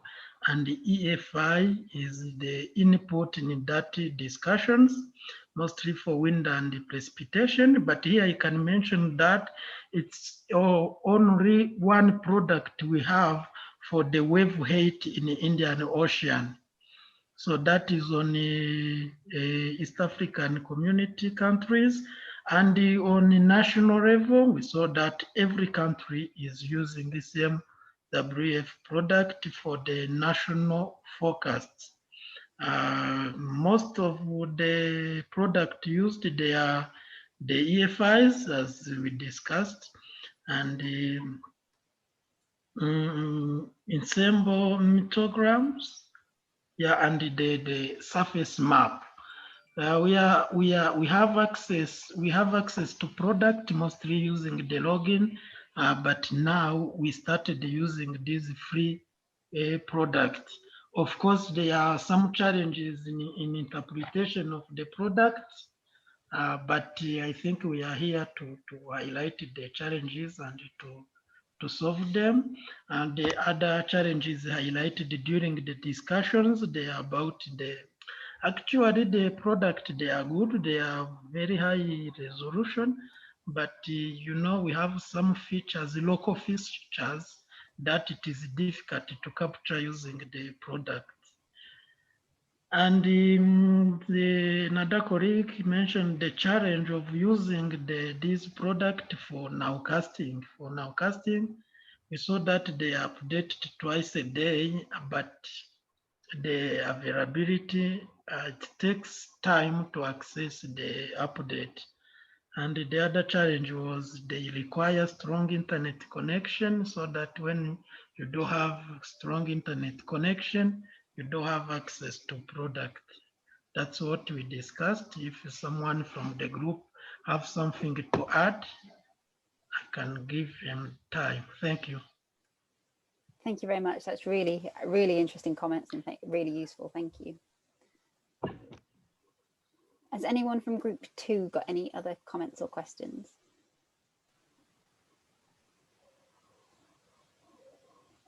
No, I can't see any. So we're going to go now to group 3, who had Abubak as the facilitator. So over to you. Yes, hi, thank you, Becky. Yeah, we had a very lively group, participant from Rwanda, Somalia, Ethiopia, and from ICPAC. And yeah, the discussion is nice. My colleague Eunice Koch will summarize the input, and then if anyone from the group has anything, they can add.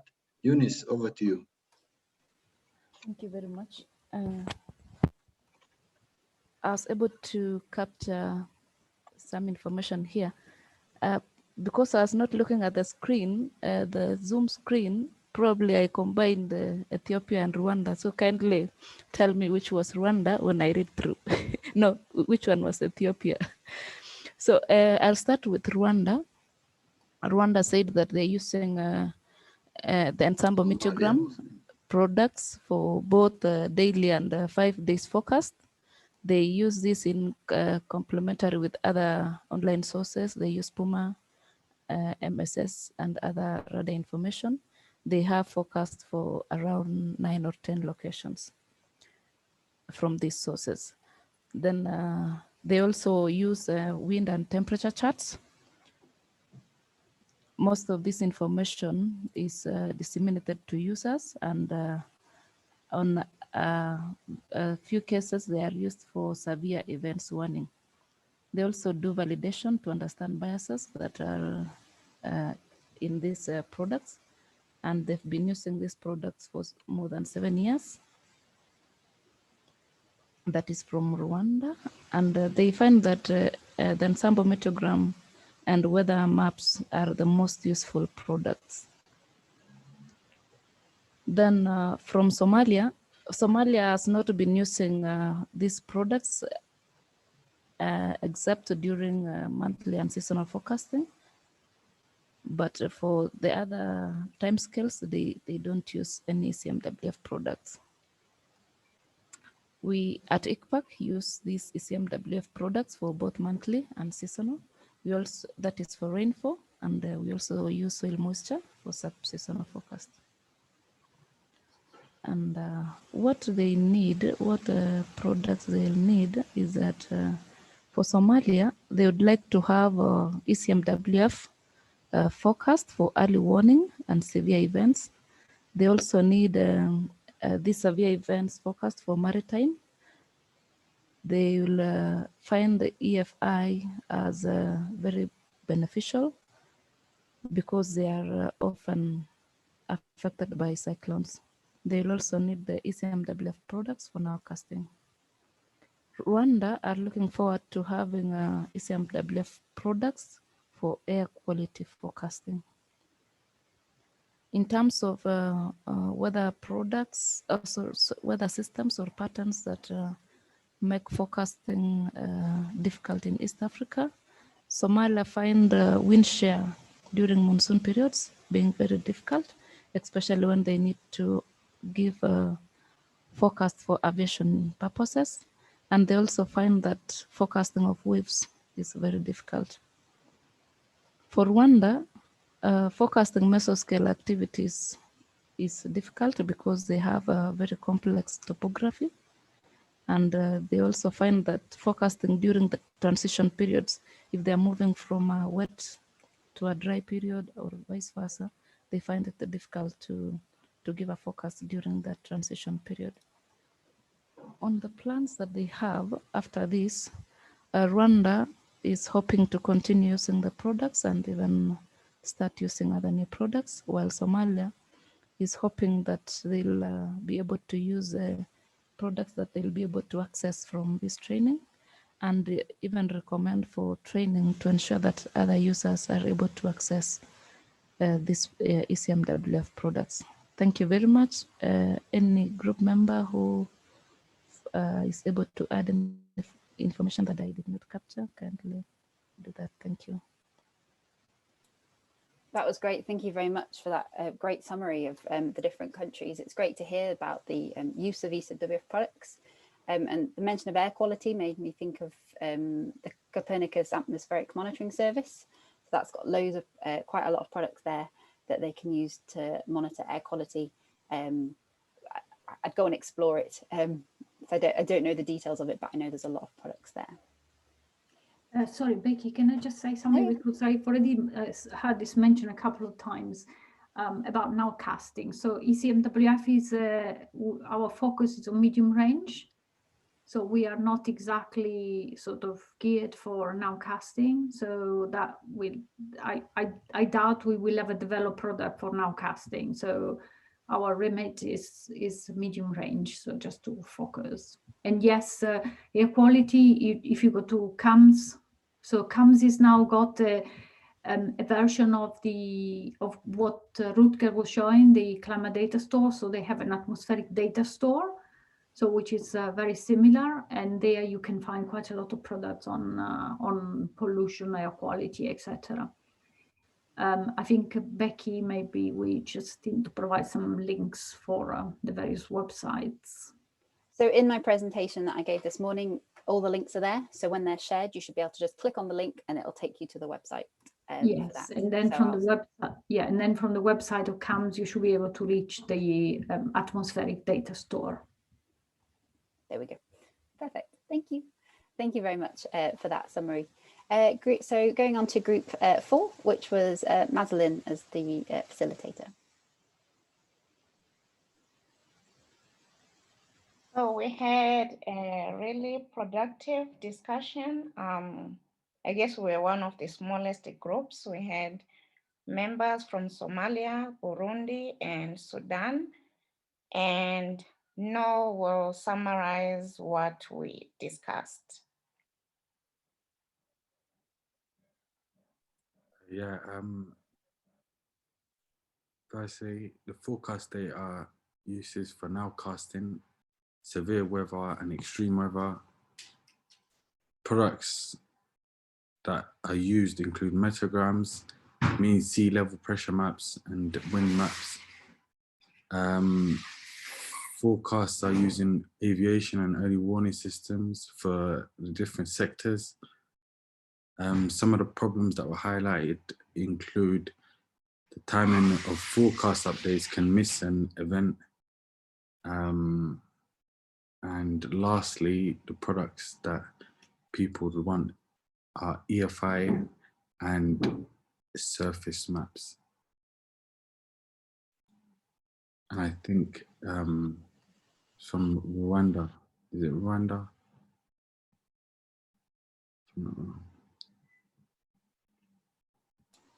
That's great. Thank you very much for that summary. It sounds like you had a really interesting discussion. Has anyone else from Group 4 got any comments they'd like to add?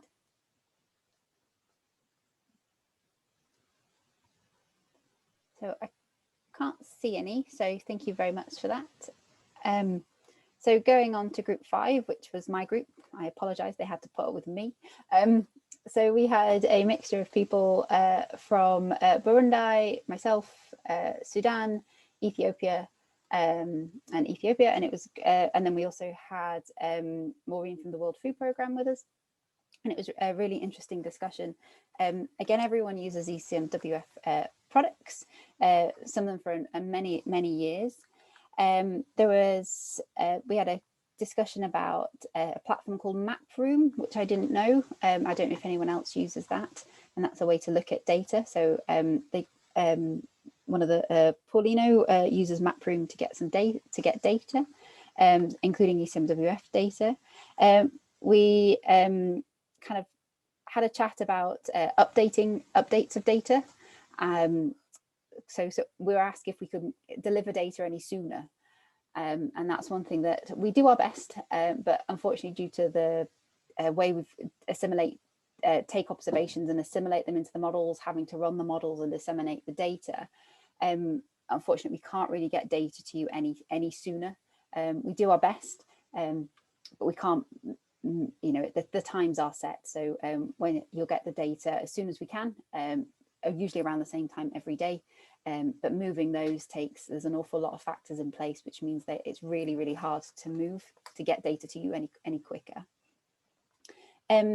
Talking to Maureen from World Food Programme, we discussed how the charts were very, very helpful for predicting the kind of extreme events and helping for we talked a little bit about forecast-based financing. So that would be getting things into the area before the event so that they're ready and willing and ready to go basically after the events happen, so ready to deploy as soon as possible. So we had a chat about how zooming into maps to get higher detail on the Open Charts website and the data in the background, and had a bit of a discussion around how to use those as best as we could, and potential future plans and ideas and suggestions for Open Charts. And then Haytham from Sudan, we talked a lot about climate change, and the point was made here that climate change is massively impacting Sudan, and getting all the data as soon as possible is is what would be most needed, and I'm sure that's the same for everybody. But as you've hopefully learned today, there's quite a few different areas that you can get climate change data from.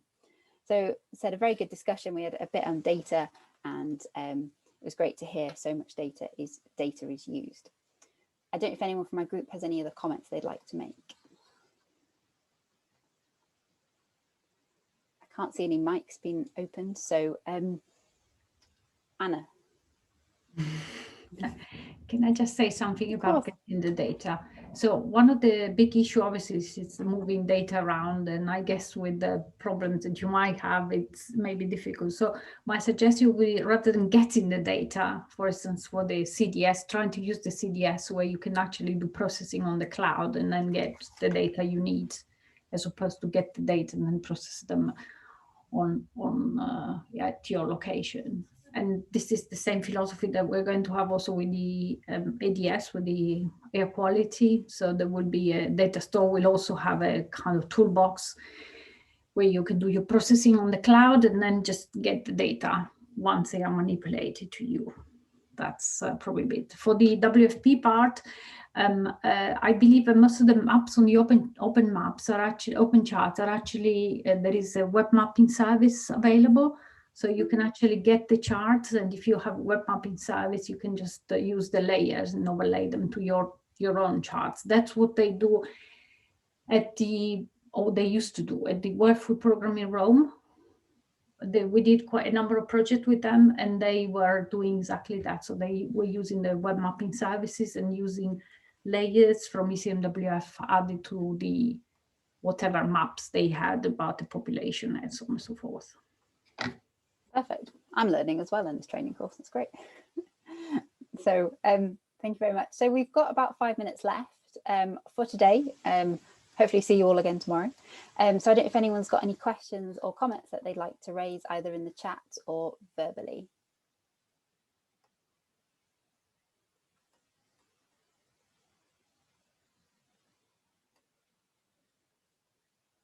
I can't see anyone raising their hand or opening their mics at the moment. So I'll just see if there's any questions that come through on the chat. But in the meantime, I'll say thank you very much for your enthusiasm and support today. Hopefully you found it interesting and helpful. We've taken on board quite a few of the comments, and we'll hopefully tomorrow we're going to go through box plots and the EFI in more detail to help the use and interpretation of what you can see on open charts and aid understanding there. If you've got any comments or questions in the meantime, please get in contact with the hosts, and they'll let myself, Esperanza and Anna know. And we look forward to seeing you all again tomorrow. Same time, so it's 8 o'clock UK time, 11 AM East African time.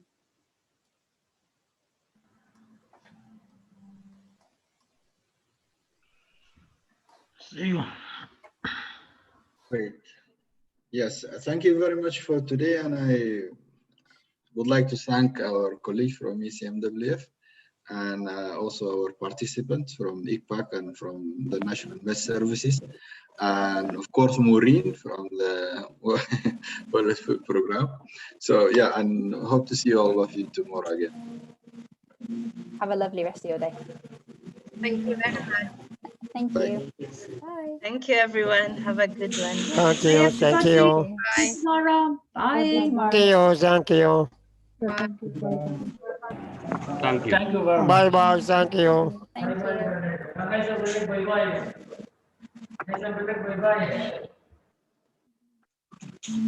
Thank you. Thank you. Thank you. Thank you. Thank you, everyone. Thank you. Thank you. Thank you.